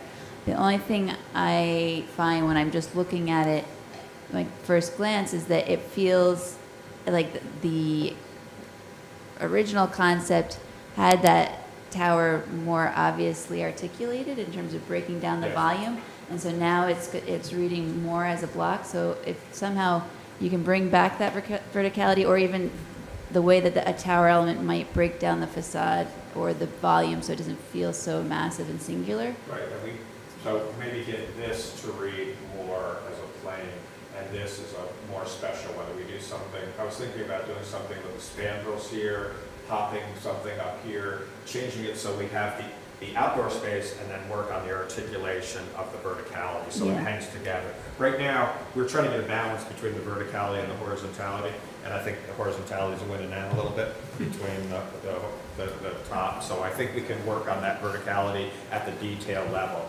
If you as the board support the idea of this as the outdoor space, we can continue to plan the building, and now we're talking about refinements, and we can come back with materials and show you more details, if that's okay. That'll work, thank you. Okay, and then we had one more. And this is my favorite I'd actually one. like to, excuse me, hi. I'm sorry? Hi, I'd just like to make one comment about this, and this is very much in the hyper detail stage, but in keeping with Kirsten's comment about sun exposure, and with the comment about that, the reality of that spot as a living room setting, people might just be pulling their blinds. In essence, this is sort of an outdoor living room, and given its sun exposure, it might be nice to provide, some recognition that residents may wish to have sun screening, or some way of either having a living trellis or some sort of uniform ability to have screening, so that it isn't makeshift unit by unit, that at such a high exposure place, that might be something nice to offer to the residents. I'll talk to the partners about developing something that could be maybe a standard about how you could do a screen and standardized locations where somebody prefers solar shading or a place to grow. And I think it's a little bit like that conversation we had about the loggia. Maybe there's another system that inserts inside the masonry that's wood, that's got some lightness to it, that's just another material group. Thank you. Yeah, I definitely concur, and I concur with that comment, and I'm just thinking what your descriptions earlier on about, how to say, the restorative environmental design and the connection between nature and man, I feel like you could build upon that even more, or make that more visible from the outside, in terms of if it was a trellis wall or a living green wall at the corner, or something that just even makes that more evident, and potentially addresses some of those screening concerns in a uniform but organic way. That would be great. I think there's several thoughts there that we could continue to evolve. If we support the void, the outdoor space, then we can continue to plan the building. If we have support for that, we know exactly what to do next and how to come back and talk about these refinements. Okay, the next one? The next one's my favorite, because I just thought it was too long to walk. I kept on thinking about how important the roundabout was on that plaza, and that you really want to get to the park as fast as possible. And so these 3 townhouses here, taking over a couple of parking spaces that we have, and cutting the length of walk time from the retail up there down till when you meet something, seemed to me just be an improvement. Just instead of walking by a parking garage wall, we get to these nice townhouses. So again, it's 110 to that corner versus 235 all the way to the restaurant. The rendering again overall. So you can see the Chico's, the roundabout, the plaza, the retail turning. Then we have our bike entrance right here, so we're making a nice bike entrance right next to the parking entrance. We're finding that bicycle commutation is exploding before the pandemic, and it's only going to be even more so. We're doing the new Google headquarters at Plaza Square. We're designing a parking garage for 880 bicycles. I think it's the most in the United States of America. And we're making a front door experience, not a place where you schlep your bike through the loading dock. It's a front door experience. So it's kind of, if you build it, they'll come. And I believe you have a wonderful biking location here also. So we wanted to have kind of front door experience here for the bike parking, so retail bike parking. Then there's the parking garage. We have some things, gas meters and transformers we have to deal with that were always there. But then to get to the townhouses at 110 feet, and then have the rest of that length have people and windows and life and activity like the next image. So that we get to that, at 110 feet, you're at this, as opposed to continuing past the parking garage. So I thought that this was a nice improvement to westward, a nice improvement on the facade, on the park, and I guess I said that several times. So I think this is probably your most challenging design issue that you've presented at this point, because you're going to have, it's contemplated you're going to have a lot of the pedestrian activity coming from between the waterfront and the Chico's back and forth. And so how you treat this area, I think, is very important. One of the issues, one of the comments I had is how do you access the unit? Can you have access from the garage, or is it just from the street level? Yeah. And how does that interplay work? Definitely from the garage. In fact, what we're studying right now is even giving these units, because you hit on the key issue with this one and why they didn't do it originally, is all the other maisonettes you could enter into the lobby and enter in through the building with all the amenities. These 3 townhouses, because of how they're arranged, they're actually isolated. So if you go to the parking garage plan, we're looking at, first of all, of course, we have a back entry right off the parking garage, so you can park outside your unit, but we're also looking at potentially having like a garage. If you like your car, you like it separated from other people's cars, you can pull right in, have the garage door go down in your unit like a private home. So we're studying that right now. But yes, these units are isolated, where the other ones you come in the lobby and have a interior entry. These kind of stand alone. They're connected by the parking garage. The parking garage is solely for residents, and it'll have nice finishes. So the thought was, the marketing directors thought that this would be unique offering, and they supported it. But to be super clear, while these units would not have access to an interior hallway, they would have a front door on the street and a back door going into the parking garage. So you could get to the garage, you Yes. park in the garage and walk in. Absolutely. So you'll park your car behind your unit and walk right into the unit. So you don't have to walk all the way. Correct. Exactly. You have to do that. And then you It's can. not apparent from the plan, that's why I'm asking. Yeah, absolutely, sorry. Absolutely, you could pull in the garage and come into the rear of your unit. Also, you could leave the rear of your unit and walk through the garage to get to the lobby, the package room, and the main lobby, and all the amenities, of course. And I think the other challenge is, and this is not a knock, but I think the park that you're doing down on the waterfront is probably too small for all the people you're going to have coming down. It's going to be that spectacular.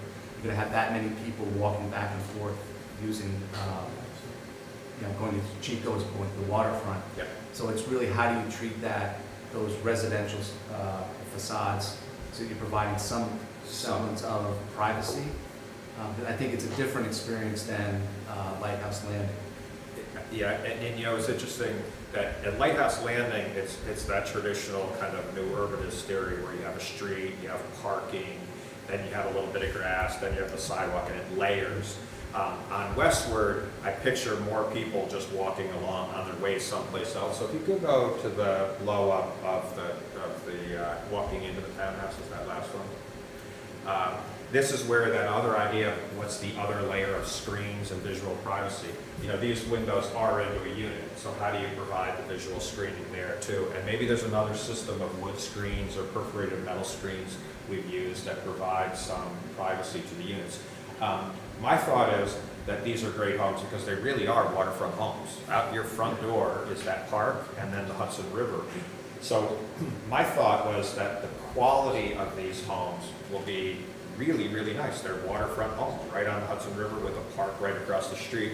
And like Kate, who's a transplant from Brooklyn, you're, you know, what traffic on a street is or a sidewalk is. So Kate lives here because she moved here from Brooklyn because you have a walkable community, that you have restaurants, that it's not a suburban isolation, but it has an urban quality to it. So these are really three homeowners, and I think there are going to be urban transplants, the people here. They won't view this as busy, but as pastoral outside the park.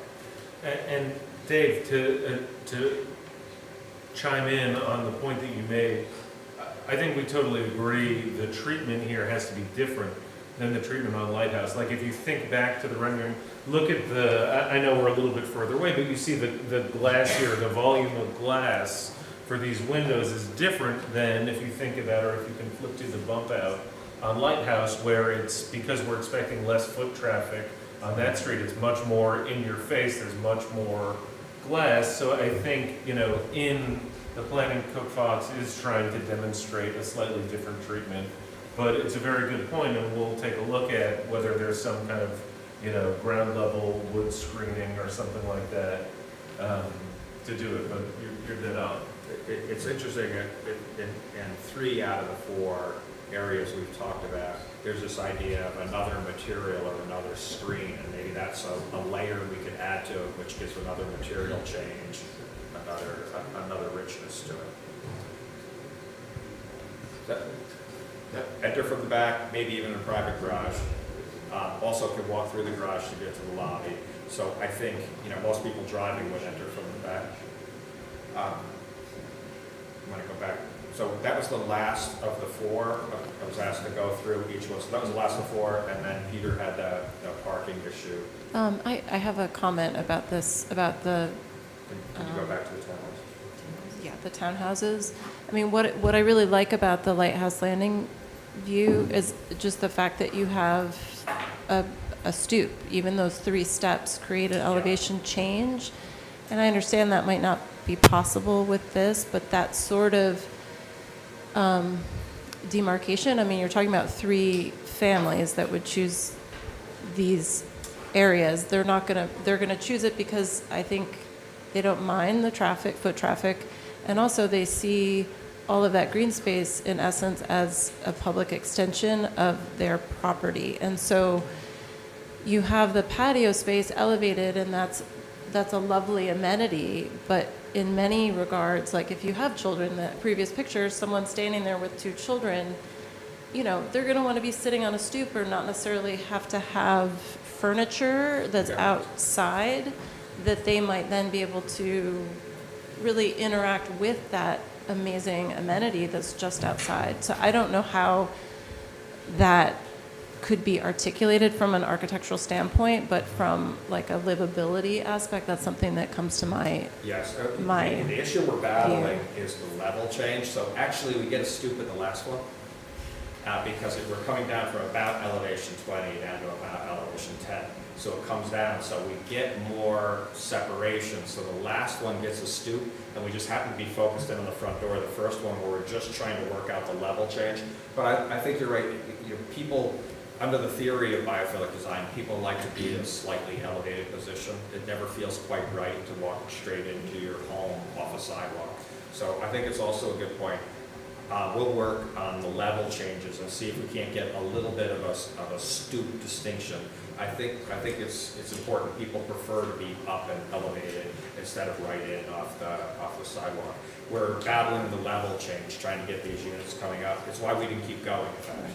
And it also, I mean, that unit specifically without a stoop actually makes it more accessible, so you do have that advantage. oh, right, that's Yeah. true. It could be our one accessible direct entry unit, Sure. both from the garage and from the front. So somebody who was differently able could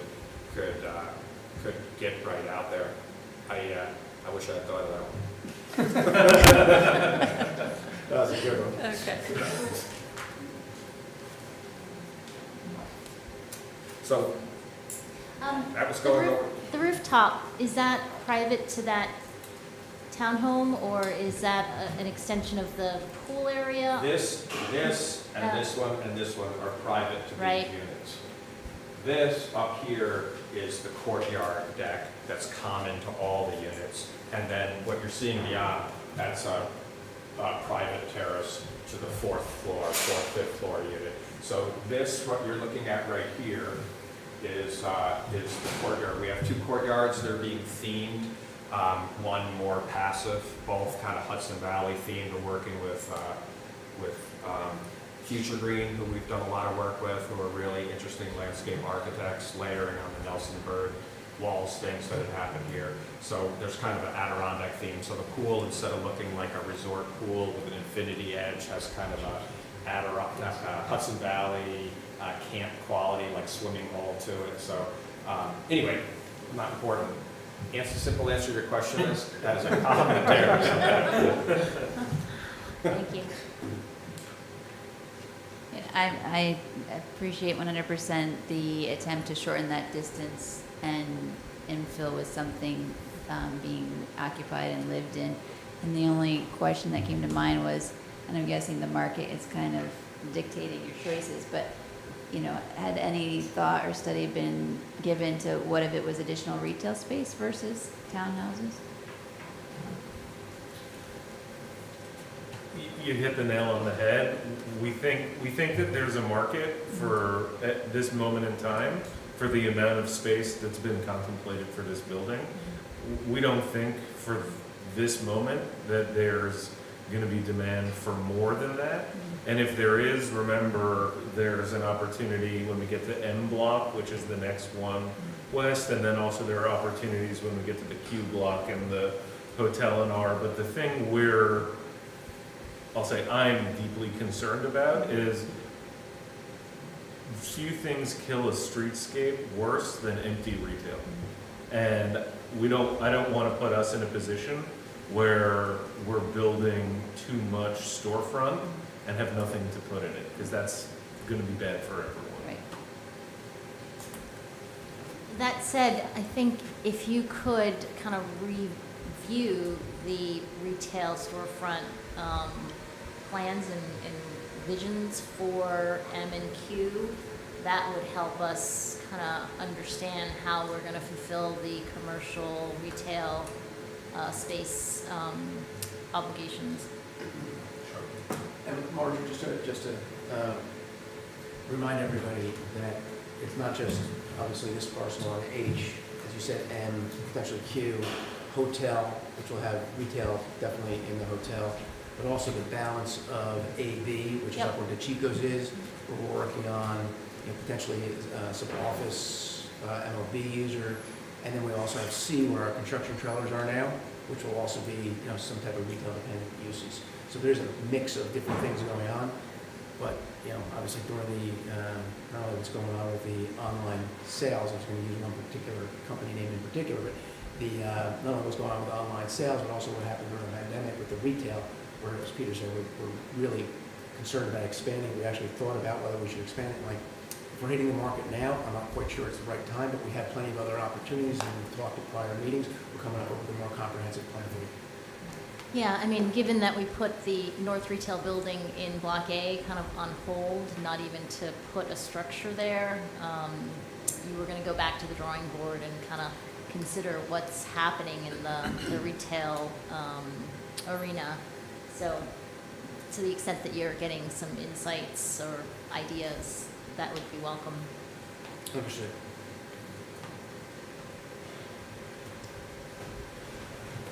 Right.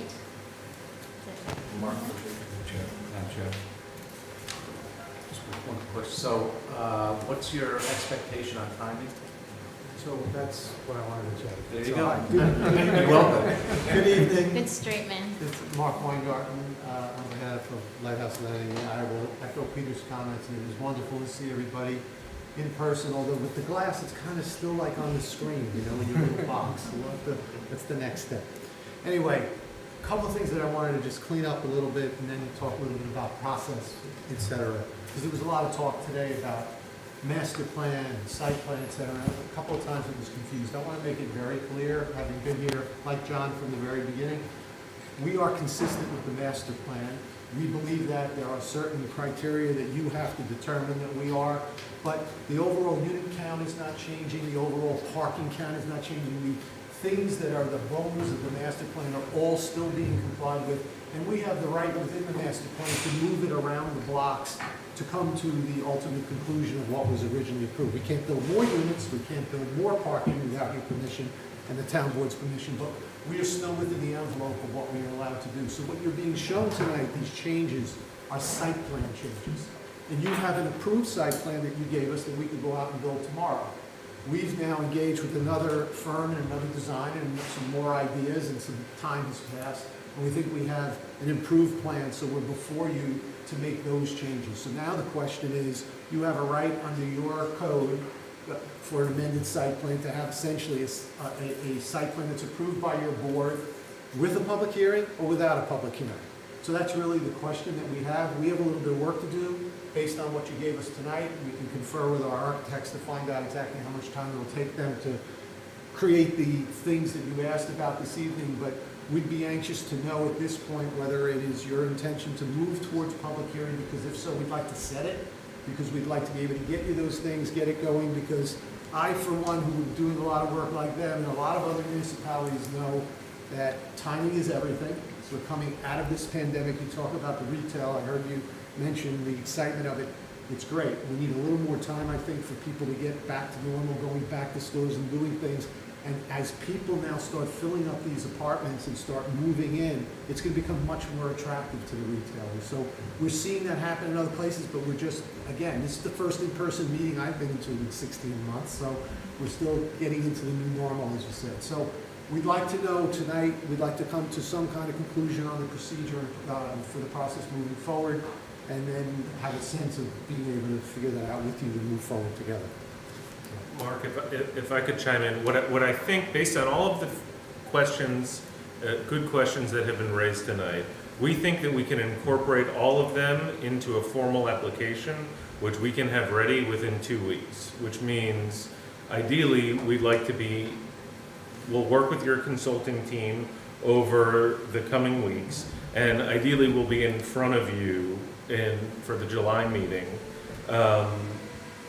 And so we'll have everything ready to be in front of you by the July meeting.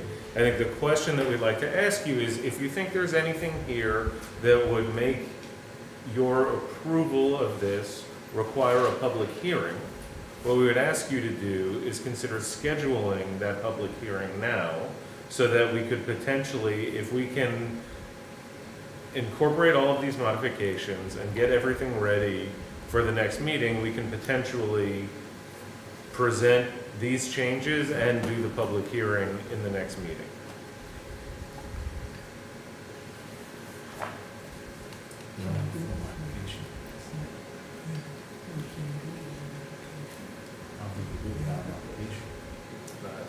Sean, Clinton, what are your thoughts? There is no application before you. So I don't think you can schedule a public hearing. I mean, in the past, you have accommodated the applicant by scheduling meetings on a bi-weekly or twice-a-month basis. So you certainly could do that the first Thursday of July if you wanted to. So then, I mean, that would give them time to To Clayton's surprise, I'm not going to argue the point. I was not involved with the submission. I would agree, you can't schedule a hearing if we haven't made a formal submission yet. That's the first I'm hearing of that tonight.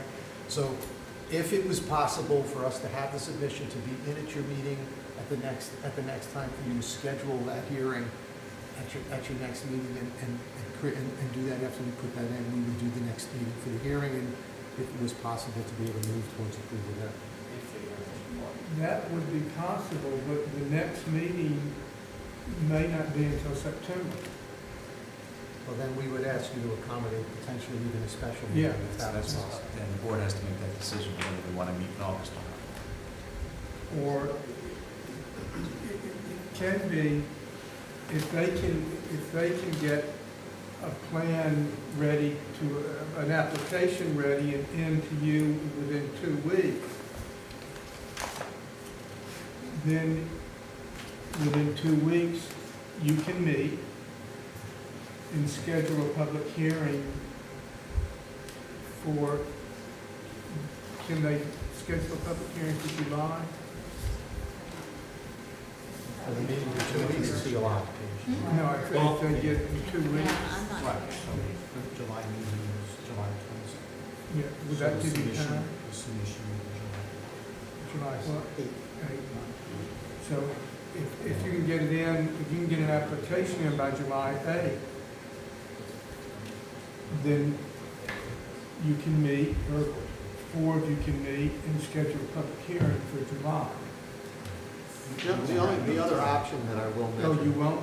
There won't be enough time to schedule a public hearing if we don't have anything. Oh, okay. The other option I will mention is we can get the items in, and there is a provision in your code that permits them to waive the requirement of the public hearing. So we could do that, and they could do it in one meeting if it was the board's pleasure, so I would point that out as an option. Thank you. I think this is such a significant project that I think we owe the public a hearing. So the question is, how do we do it in the most expedient way? So if you had your application into us by July 1st, what does that all mean in terms of timeline? That's not enough time for us to schedule a public hearing for the 22nd. Okay. Well, can I ask a question? If there was a 10-minute special meeting where you're still allowed to do it virtually, to just schedule a public hearing, if we have it in on July 1st, there could be a planning board meeting, even virtually, where all you would do is meet to schedule the public hearing for the 22nd. Is that something we could, capable? How much lead time is necessary to schedule a public hearing? It's at least 20 days in the newspaper, but then we need a few days to have it published. We also need time to prepare it, so without an application, we don't know what to write yet, so I'm just... We have to prepare the public notice first, so... Right. And that's based on the application, which So we can don't I ask, have. can I ask a different question? What would be the date, the fail-safe date, that we could make our submission to you if we did it before the 1st, to be able to make the 22nd? Pam, do you know how many days do we go in the newspaper prior to? 3 days before. 3 days before? So Right. 23 days is Yep, the that's shortest 23 or time? 24 days, depending on a holiday. 23 days before the 22nd? So we're talking about June 30th or June 29th? Double check. Can we get a submission in by June 29th? Well, I'm seeing assent. We've had meetings in August. I can't hear you. Right. Well, that too. Yeah. I mean, you could have your normal meeting in August if you want. Who's here in August? We're talking about the date of August 19th. Yes. That's correct. August I 19th. Yeah, it's just 2 days before I leave again, so. Well, I mean, you're Yes? not fixed to your Right. formal meeting date. You can do it a week earlier, or do it on Monday, We or do it on the 5th, however you want. we do it the first Thursday of August.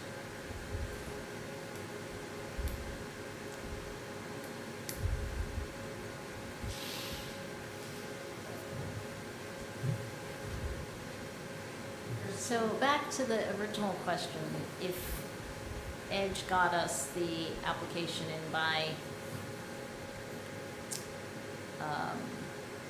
June 30th, could we do a short meeting in order to schedule the public hearing on July 22nd?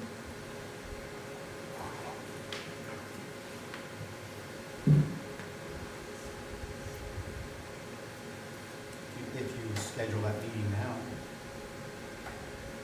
Okay.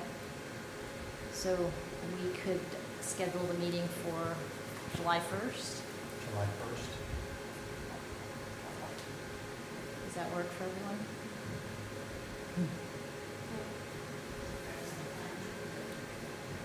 We'll make sure we have enough time. Well, is it enough time for you, Pam? I can't hear you. Wait, I'm sorry, you scheduled, on July 1st, you want to schedule a public hearing for the 22nd? Yep, No. no. So what day is it? It has to, 24 day, it needs to be I have to have 24 days. 23 public days. notice in the paper 24 days prior to the meeting. So what day is the meeting have to be, Sean? Well, if you're trying to get on the 22nd of July, so you got to figure, we actually have to schedule that. You have to schedule a public hearing now if you do that. Right. Can we push the meeting back 1 week? Meaning the 29th. 29th? That helps. We submit the 28th. We always have the meeting the third Thursday. I'd like to keep to that schedule. I don't have any problem with adding a meeting. Right. But On the 29th. it seems like we would have to get the application in next week from Edge. We can do the 5th. If we got in the 28th, I still think there's, does the 20th meeting, the 29th work? Is that enough days? well, I'm not suggesting I want them to do it wrong.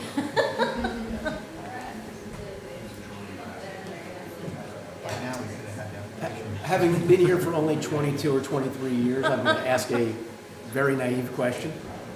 But aside from the plans that we've kind of put before you, what else, are we missing required elements for an application? Because I'm trying to think what other elements we need to prepare to come up with a timeline to get it submitted. I don't want to go into specifics, but it says application for site plan approval shall contain all the materials set forth in Article 10 of the site plan review of this chapter. Right, so we've got to come up with a material board schedule, that's about it, and we got to put it in for an application.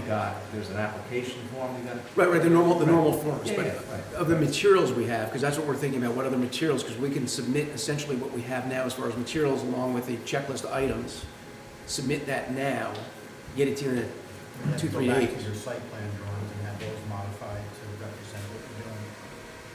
Yeah, we're not, there's very little that's actually changing from the site plan, because most of the changes are within the deck and within the building itself, so the podium itself essentially remains pretty much the same. It's the units on top of the podium which don't really affect the site plan that much.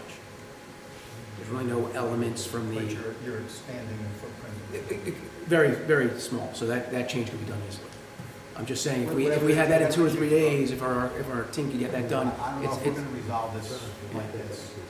I Yeah. think we need to get the application, decide, then what information needs to go to public hearing, we're going to prepare it, and then we'll give it to you, and then you can schedule a public hearing. So John, maybe you don't know the specifics, but I'm sure there's members of your team that are very familiar with what needs to be submitted for the application. So the question is,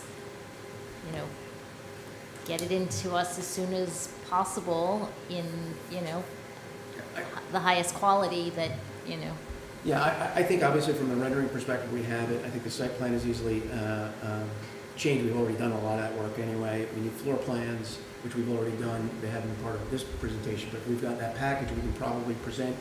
Just do we're doing the application materials themselves, the actual checklist materials, pretty easy, cover letter done. So I don't know, canvas with our team, but how long do you think that'll take? I think it's safe to try to plan on an August meeting at this point. But it's your call.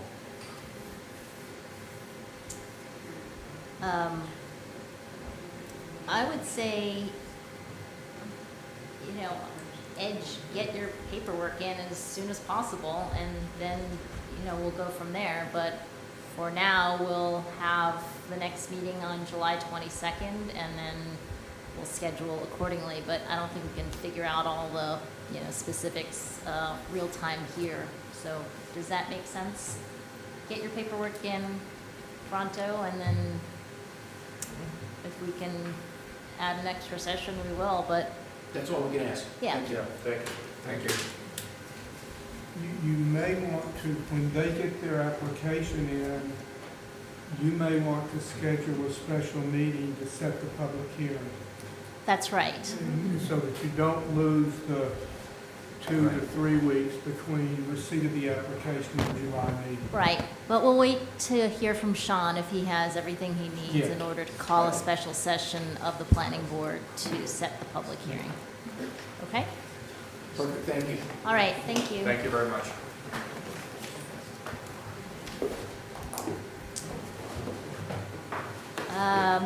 Carlos and Hortensia Panjon, Thank you. have a good night.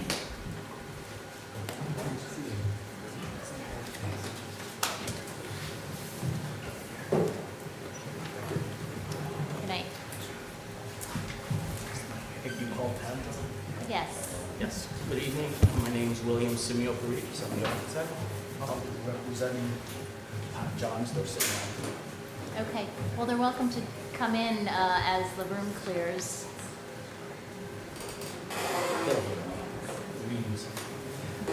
So. Can you speak up a little bit? Sure.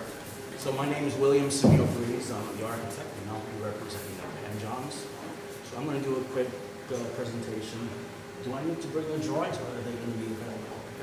You have to plug your laptop in. I don't have my laptop, so I'll bring the drawings.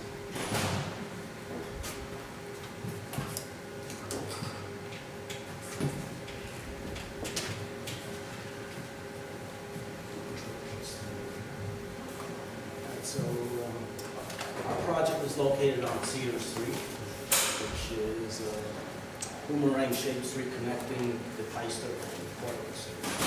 Our property is situated basically at the bend of the street. The west side of the street is all multifamily homes, very close together. Some of them abut one another. Our side, the east side, is sporadic.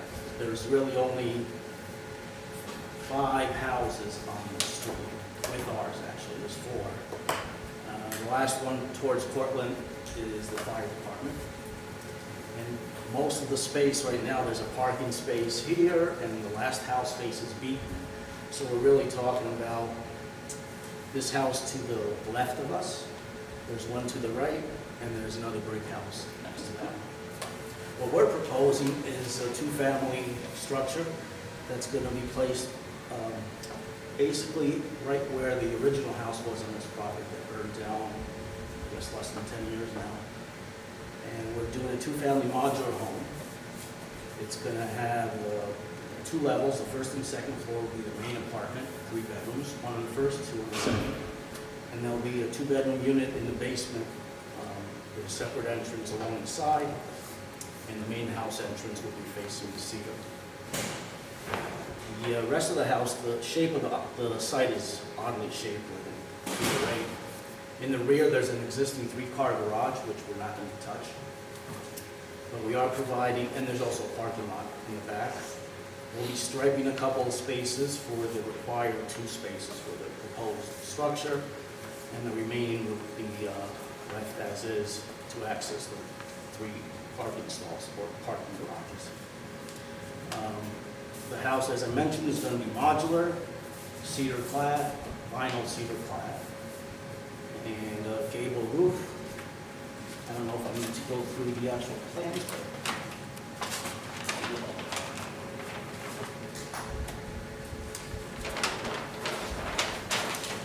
so the main unit, as I mentioned, mentioned, is off Cedar, the main street.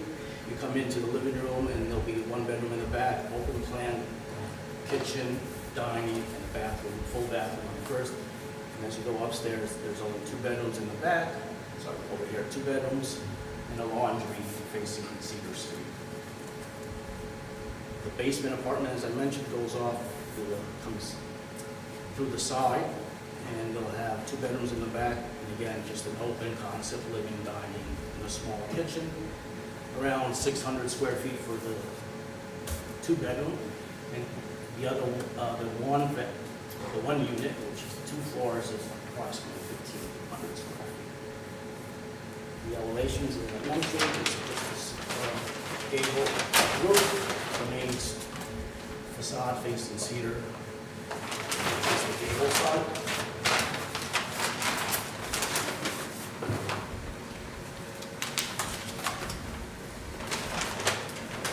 This is not the same one you guys have.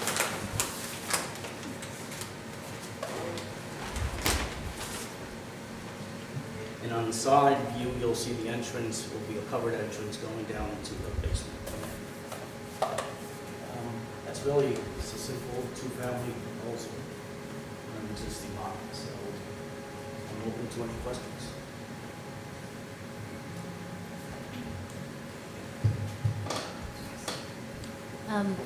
The first question I had was on the property, you have that 3-bay garage. And since you already have the garage, why are you putting 2 additional parking spaces in the backyard? Well, this is an existing paved parking space, now parking area. So it's just striping it that we're proposing. One of the bays is used by the homeowner. He has his, he's a floor guy, and he has all his equipment in there. And the other ones, I believe, are also rented out. Someone's using, I think his trucks are parked in there. Again, we're showing that there's room for 2 spots other than the garter garages themselves. We're not creating paved area for additional 2 cars. So it's existing pavement. The driveway and the parking lot is all existing.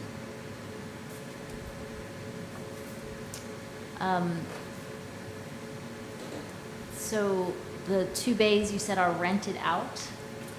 They're being used, I believe it's the homeowner's trucks that are in there. His supplies are in the first bay, and then he has his vans in the other 2. He could answer that a little better. So what are the vehicles that are in those 3 bays of the garage? The vehicles I use are mine. I use them. I have my own business doing flooring, so I have 4 cars besides my white car and my truck for work. So I use them for the personal use. Okay. And because I live in, Yeah, he lives down the street. I live in the 34, so across the street.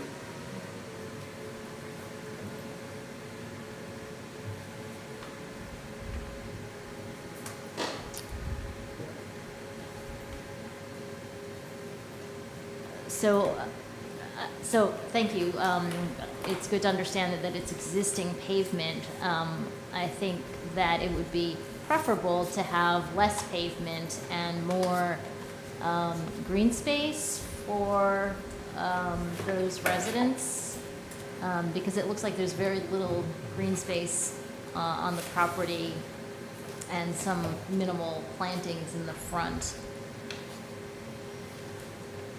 Well, again, it's an existing driveway. You're going to require at least 25 feet to back up from the existing garage. So if we do eliminate, we're looking at something along this area here. And if you look at the entire road, it's a parking lot here. The houses on the west side are pretty much abutting one another. We are providing some greenery in front. Basically, this triangle is all greenery other than the house, and some plantings with a brick wall, I believe. with the wrought iron railing on top. So the street face is going to have some green. But to remove some of the pavement there, I don't think that's optimal. And Mr. and Mrs. Pendron are going to continue to live across the street? They're just developing this property? Is that correct? Well, my idea is to move it to one of the new house, and I can keep it the other one I have. Okay. Thank you. Any questions? I just had a small question about the existing tree, the 30-inch diameter that's at the corner. This tree. Yeah, that's going to be removed. Is that necessary? Is it, I guess, I know that part of that neighborhood doesn't have a lot of trees or greenery, so it's sad to see one lost. That's the only reason I asked. In that street. Yeah, yeah. Exactly. However, by the time they dig out for foundation, and the engineering is going to require some additional digging for his dry wells and water control. I don't know what's going to happen to the root system of that tree, so I think playing it safe is to take it down. Yeah, actually, it doesn't add much to the neighborhood. Seeing one sole tree on its own is like looking at a telephone, one of those satellite poles that look like Well, trees. I would disagree, but I drive by here a lot for this project, and it stands out. It doesn't stand out in a positive way. I would also comment, if you can come up with alternative landscaping plans, or different plantings, that would be preferred. I know we've been asking a lot of our applicants to look at native pollinator plantings. Just a Well, we suggestion. haven't specified anything here, but we will Okay. probably next week.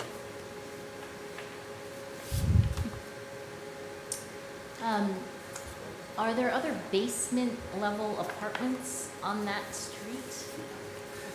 The house next door has a basement level. It's not an apartment though. It's part of the. It's not an main apartment. level. So, I'm not sure about the other houses. That does have This one does? living space, correct. What about across the street? Carlos, any basement apartments on your side of the street?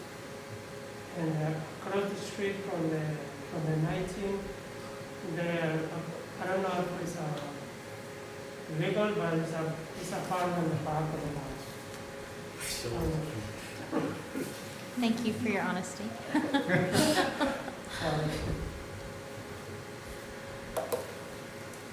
But it's a basement, it's not. So.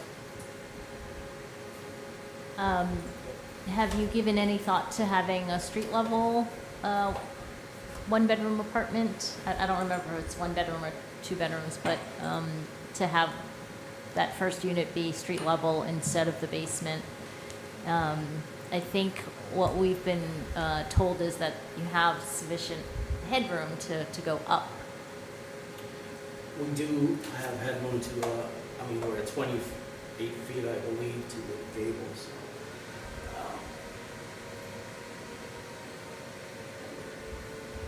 We are 5 feet off the grade, 4.5, I believe. So, never really looked at going up 3 stories, plus the basement. No, instead of the basement is, Well, I'm saying the basement would be storage. right, Or a cellar at that point. yep.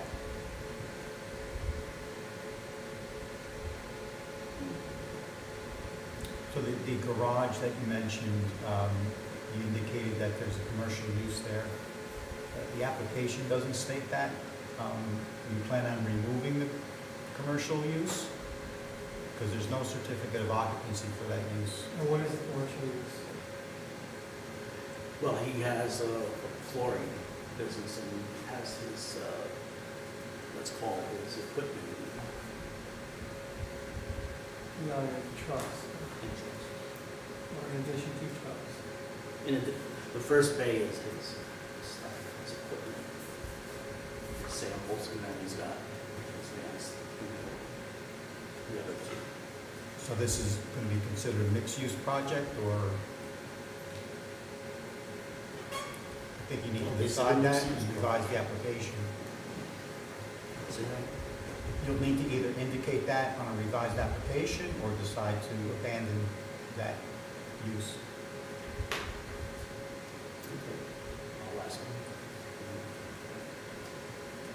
Okay. You don't have to decide Yeah, you here. don't have to No, decide but I- now. Yeah. What is the question?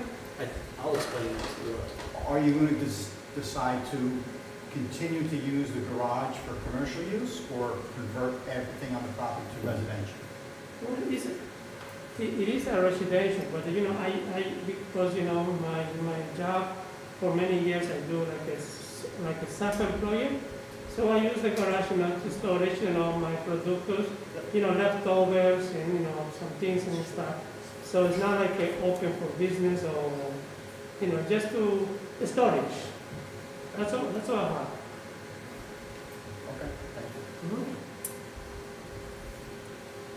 Okay. If the vans are commercial plates, that would be considered commercial use, but if they're not, So just one clarification. So what part of the garage is currently used for the storage of commercial material, and what part is used for other purposes, and what are they? the first bay, the left side, the right side is carpeting and wood samples and stuff. And then the other bays are this van, this pickup. Right now, we're waiting for here. So how many cars, how many vehicles are parked in there now? How many vehicles do we have on site? 2? There is like a fire space and the parking lot. So, Mr. Simiofidis, you'll just have to clean up the application once you clarify with your client what the use cases are for that property. I mean, it's an approved use for that zone, so that's not a problem. I think it's just having clarity of what's actually happening. Right. I'd like to just return to the tree. I mean, if it's not required to remove it for the construction of the house, and if it can be protected with screening and whatnot. Try to save it. And then if the tree has subsequent damage or begins to decline, then there could be a tree removal application at a subsequent date. But I do think that, you know, there are ecosystem benefits to the tree in that area that, you know, are important, especially given that there really aren't many trees in the area. So that would be my request. Keep the tree. Well, We'll try. make an effort. Thank you. Okay. So our next meeting is July 22nd. The question is whether you will be ready for a public hearing on July 22nd. Well, we'll make some of these adjustments and either change the application or discuss with the owner. Yeah, we'll be ready. Okay. We'll And have did a rendering too from the modular company. Okay. And you're aware of the deadline for submitting the, okay, great. Okay. And then David, could you forward information that would be helpful for developing a landscape plan? Okay.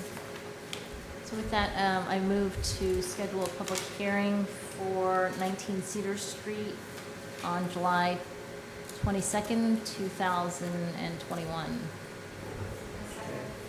Lindsay seconds. All in favor? Aye. I just don't know what the application's going to be based on yet. We don't have an application yet. We have the application, but it's based on just a residential use. So they just need to decide whether or not they're going to pursue that or not. The architect said he'll have that figured out and submit it to you in time for, So it has to be submitted prior to July 8th then, because that'll be too late. So, 15 days, is that what it is? no, that's, July 8th is for the submission date for July 22nd. I need a revised application immediately in order to create the public hearing notice. So I think in the last application, we said 24 days, so really, like, the end of next week is probably about it. If you get it, or just let me know, and, Alright, well, if we can't, then we won't have the open, public meeting. unless you want to tentatively schedule it for the construction of a two-family house, and if they add the commercial, we won't pursue that. Does that make sense? Can we do that? Because that would change the application. What do you mean if they add the So- commercial? Right now, their application indicates a residential use on the property, construction of a two-family house. If the board is happy with that, and to schedule a public hearing for that particular application, we can move forward with that assumption. If you decide to pursue the commercial aspect of it, then we would not do the public hearing, and you'd have to change the application. Is that I would fair? say if they can even get in any change before the date of next week, then I'm fine also hearing a modified. Well, if it's a commercial aspect to it, that's going to change the zoning. So we would not be able to pursue it with a commercial aspect at this time. Like they would need a Without your variance? review, probably, yes.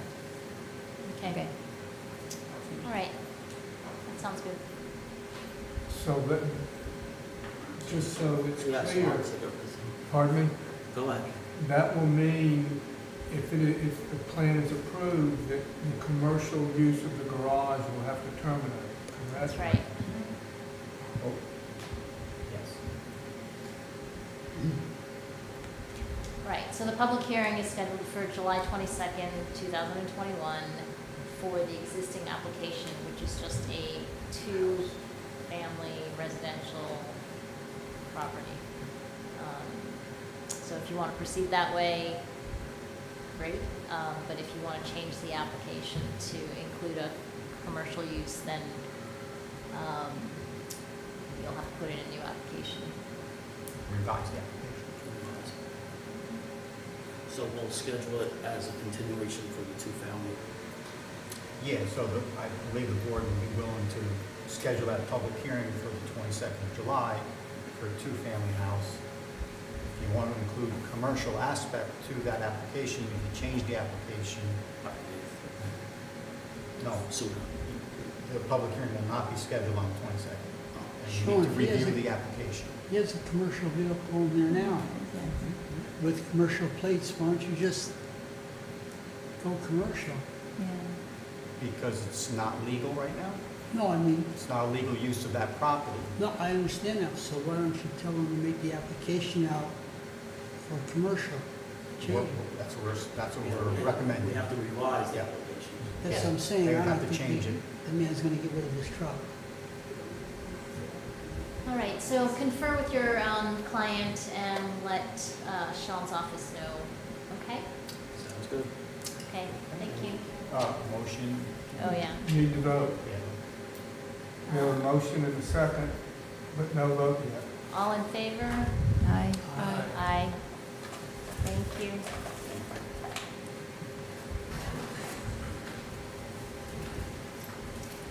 Okay, toll, walk aye. Thank you. Good night, thank you. Good evening. Aye.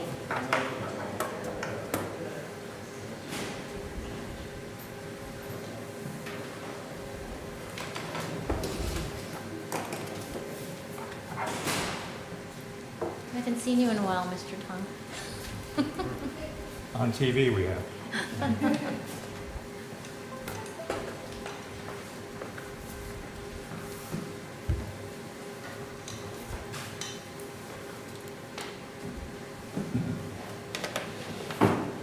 Okay. Madam Chair, members of the board, good evening. My name is Andrew Tung from Dibney Tung Schwalbe.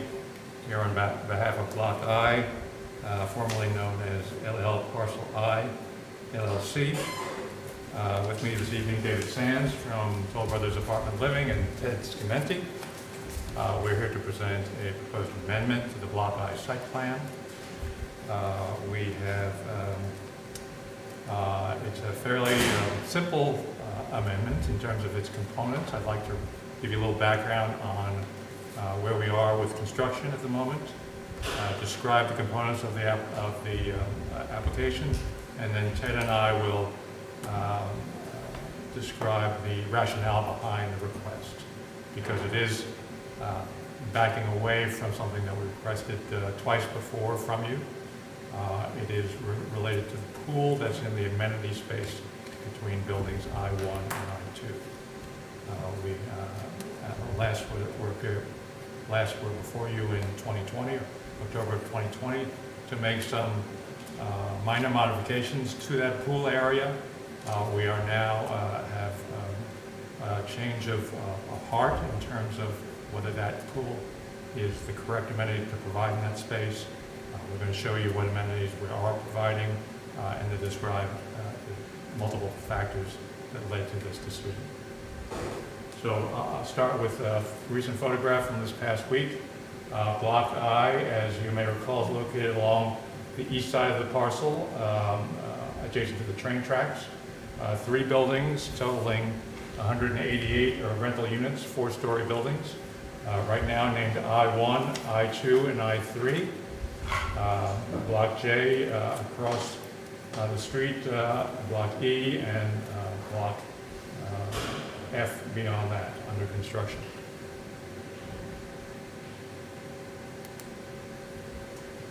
This is now looking east towards the railroad track.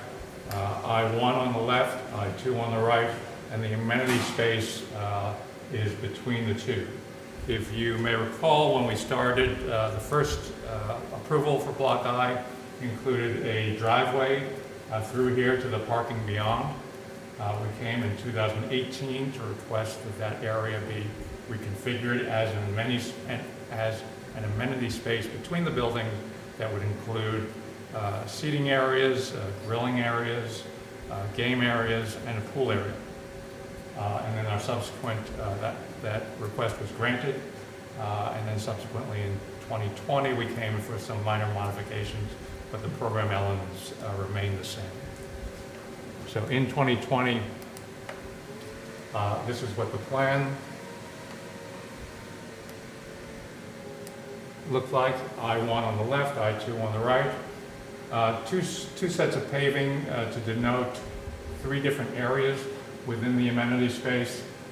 In both cases, at the ground floor of I-1 and I-2, there's a community room with a variety of indoor amenities, kitchen, TV viewing, kind of lounge areas in both cases. That lounge area continued to the outside in both buildings in the darker colored paving, if you will. So there were seating areas, there were outside grills, outside kitchens, grills and sinks. On both sides, again, outside seating.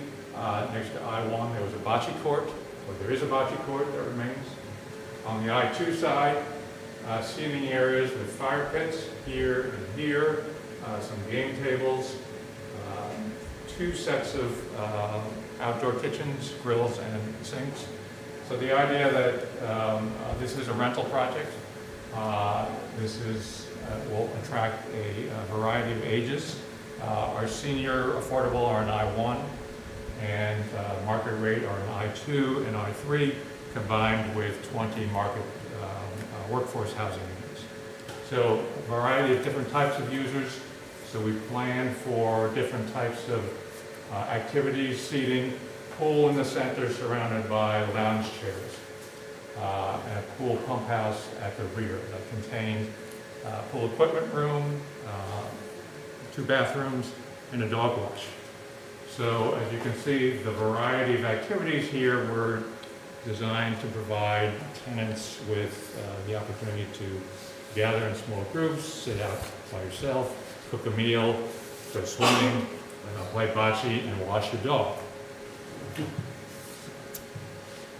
Our proposal today, and David will explain how we've come to this, is very similar in terms of the frame. The outdoor areas directly adjoining the community spaces are basically the same. We did propose to add a fire pit on this side, since there were two on this side, but not on this side. In the center, however, we're proposing to replace the swimming pool with two outdoor elements that can be used in one case year-round, and in another case almost year-round. At the rear or the east side of the site, adjacent to the small accessory building, we're proposing a dog park, a fenced dog park, where residents can bring their dogs and let them run within this area, with a lobby on both sides so it can be accessed from both sides.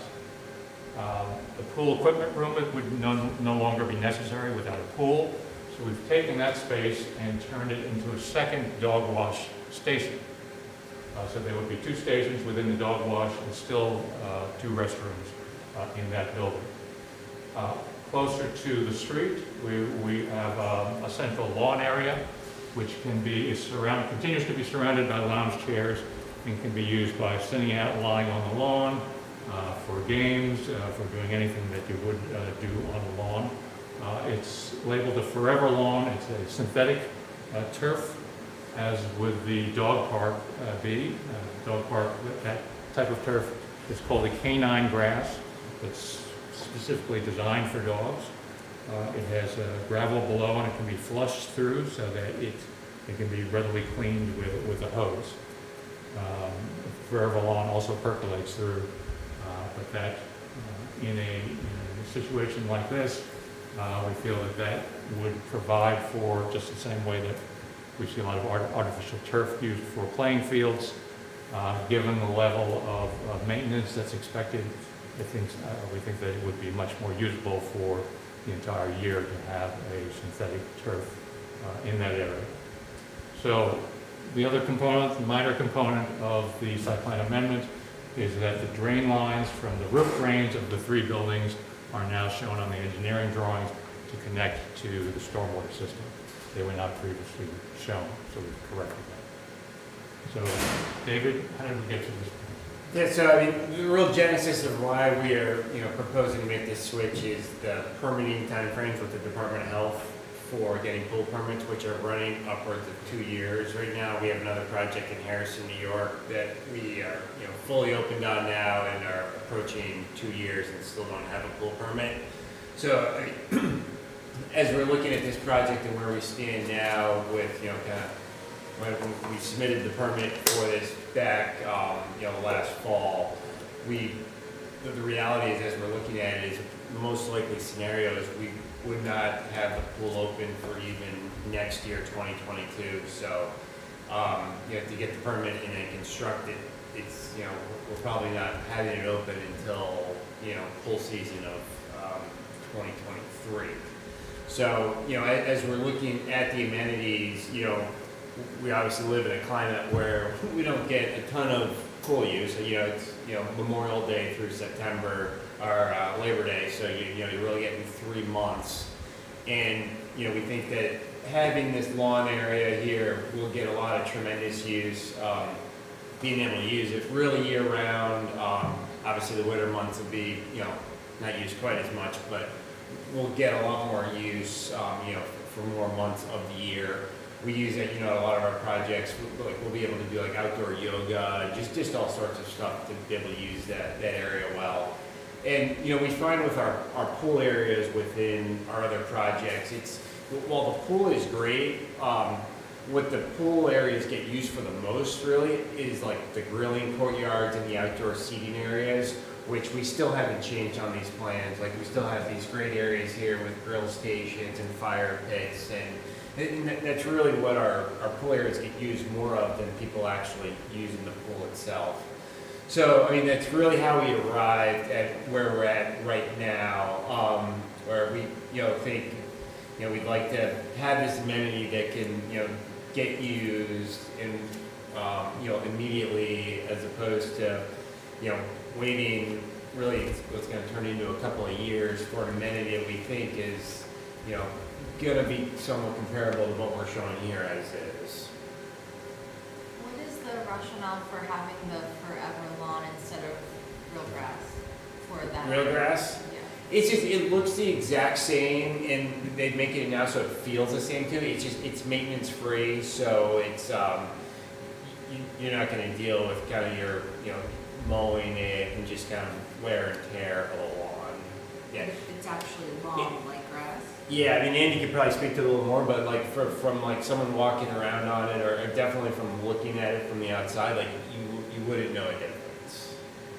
It's a lot better than it used to be. Obviously you can't pick it up and throw it in the air, but it's from a maintenance point of view, unless you have a golf course maintenance type operation, it's very difficult in a trafficked area to keep grass looking perfect. Yeah. And then, also, being able to create some of that space there for the dog park, it's, I'm personally not I don't own dogs, so I'm not like, making a pitch for dogs, but, our dog, but at our projects all around the country, like dog amenities are probably the most important amenity in any of our projects now. Basically every project has to have some sort of dog wash, pet spa. Having a dog run area like this is a huge selling point at all of our projects. I just have a question. Why is it taking so long with Westchester County? It has historically taken a long time. It used to be because of one certain individual who was kind of the pool czar. He is no longer with the department, but apparently his legacy lives on. We've seen this with other clients as well. They've taken upwards of 2 years to get it full. With the exception of my esteemed colleague sitting next to me, you have some of the best legal representation. I'm shocked that it takes that long to get through Westchester County. We try not to sue the Department of Health. I understand, but it's just, people know people, and it's just, I'm just shocked that it takes that long to get what you would think is a very simple permit. Will you continue to try to pursue the permit, or are you going to just abandon efforts and go to this? Well, we're looking to occupy this fall, so there will be people moving into the building this fall. If it takes, let's say, 2 years, it's taking 2 to 3 years in other locations to get the pool permitted and constructed. So best case would be. So is this an interim condition? No, this would not be an interim condition. There's nothing that we actually put in the piles for a pool.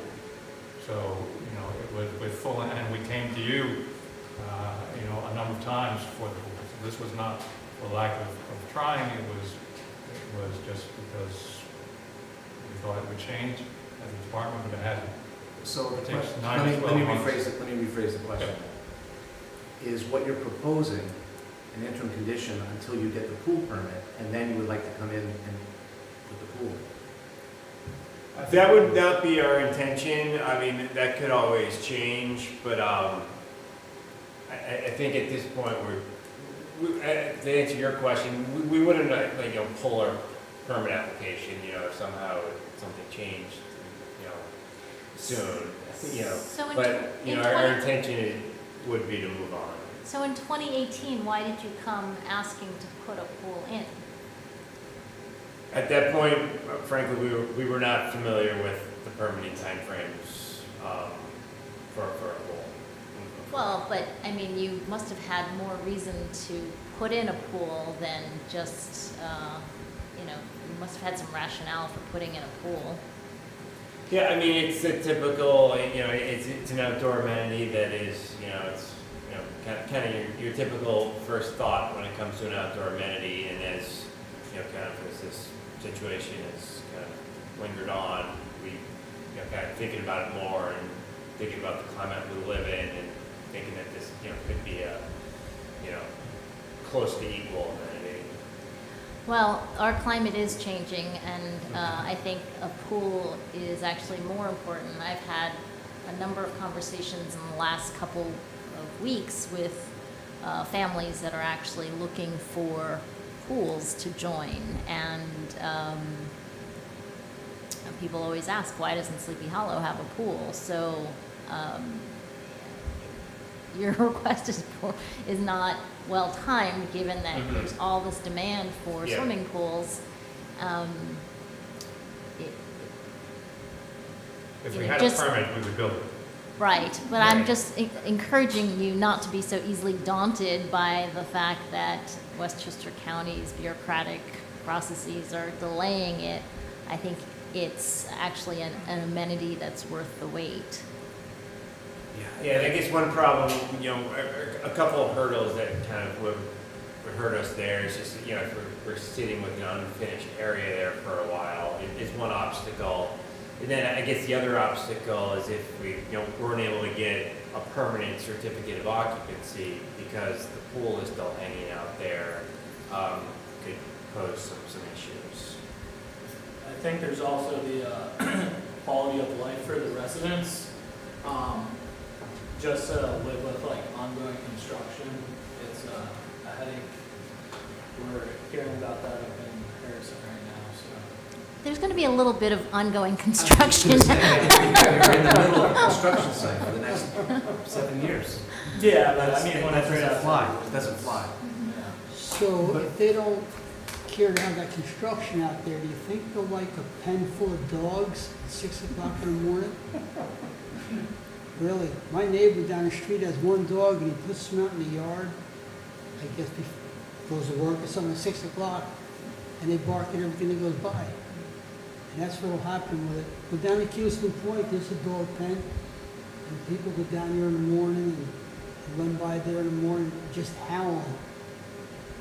Better think about that before somebody rents an apartment and they open up their window in the morning. Well, the intent is it's not a kennel, so the dog wouldn't be there by itself. Right? You'd have to be there with. Yeah, but they still go down to Houston Point, all the people are there with the dogs, and the dogs just run around barking at each other. Nobody's gonna stand there and watch them. Yeah. So there actually is a dog park, within walking distance from Block I. So it's a feature of Kingsland Point Park already. And the issuance of the certificate of occupancies, we can arrange, a mechanism to have that happen without the pool being completed when first occupancy is needed. And there could be interim solutions to that space, right? To have it. The space has got, what's around are those lounges around the space? Yes. And a forever lawn? Yes. It's not much of a permanent improvement. If you take out the forever lawn and plant grass, then you've got some lounges and get rid of the fountain. I mean, it's not improved. But it's a little park. Of course it's improved. It's a little park, but it's not much in it.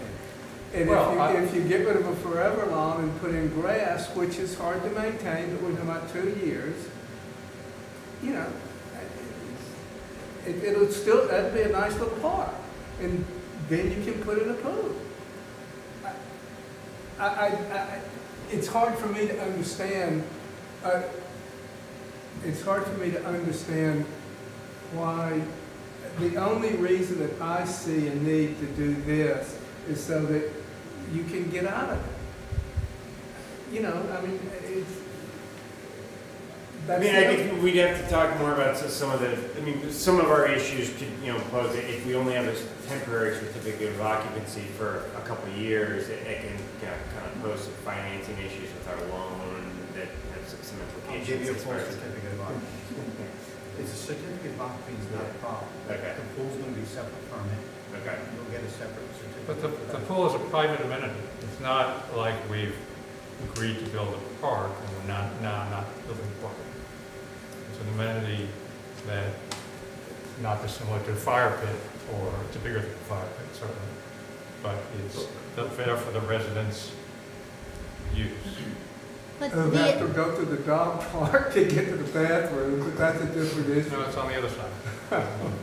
But the other multi-dwelling unit complexes like Heinz will have a pool. It seems to me that Block I also deserves a pool. Well, And is there a difference between townhouses or buildings that have ownership versus these are rentals? So there's a concern that there's preferential treatment to ownership properties over, I mean, these are, both units are rentals, correct? yes. Right. Right, so would you be making the same decision if those were ownership buildings?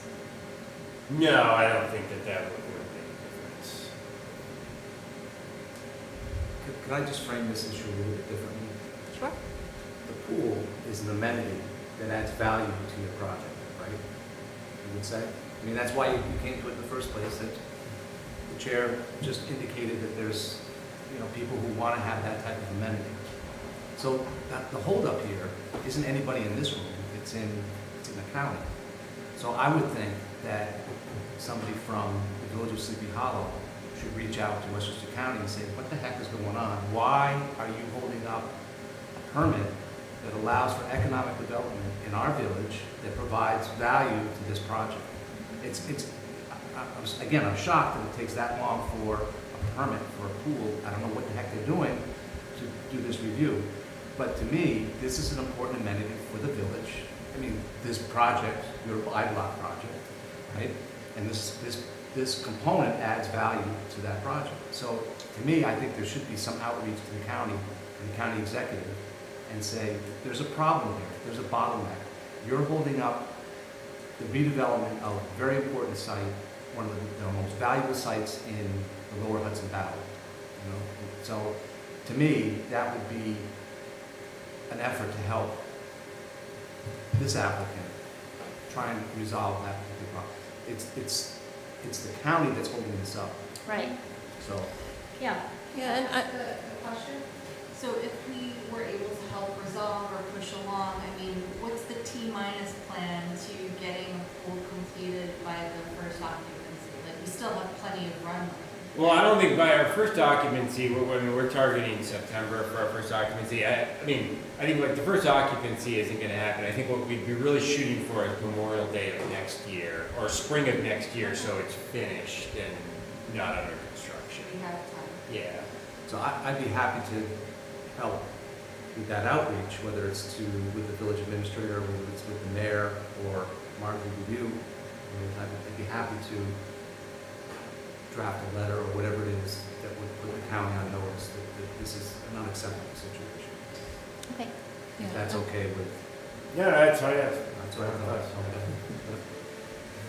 yeah, I would appreciate And that. I think there's basically one person that does all the reviews for the entire county, and I think COVID hasn't helped because everyone's putting pools in their backyards. But I think the situation was like that before Can you COVID. just forward us the time frame of when you actually submitted the application? Yeah, we'll so we find can that. be Yeah. accurate with our help. Mr. Chung, you also were describing the 3 buildings and where the workforce housing is being placed. My understanding is the 61 units are going to be spread throughout the 3 buildings. Is that correct? Yeah, actually, well, Andy, I don't know, you might not even be privy to that. I think it's been relatively recent. Our operations group has been discussing with the mayor, I think, about instead of having the I-1 building entirely affordable, dispersing all of the units throughout all 3 buildings. Okay, good. Yeah. Thank you. Which is, I think something that we our operations people were thinking would be better for us, and then apparently village was thinking that on their side also. So. Okay, good. Thank you. Sorry, I was unaware. No worries. So we're happy to help you try to expedite your permit approval. So. Okay. And if that works, I know a lot of other people could use Mr. Smith's help. Mr. Smith goes to White Plains. Be happy to. So if we are able to help out do we just revert back to the last approved plan? Well, then we wouldn't have a need for an amendment. Okay. I think the drainage connections, check with Mr. Natarelli, would probably can be handled administratively. All right, Check with Mr. McCarthy and Mr. McCarthy. very good. Thank you. Okay, Thank you. thanks. Bye-bye.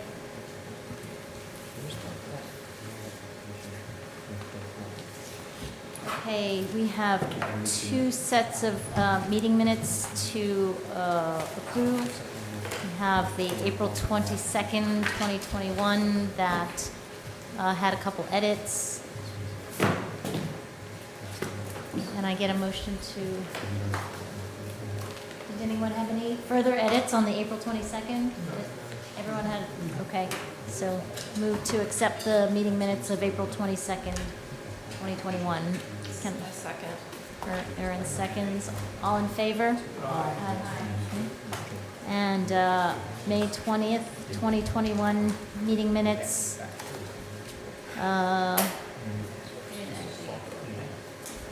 Okay.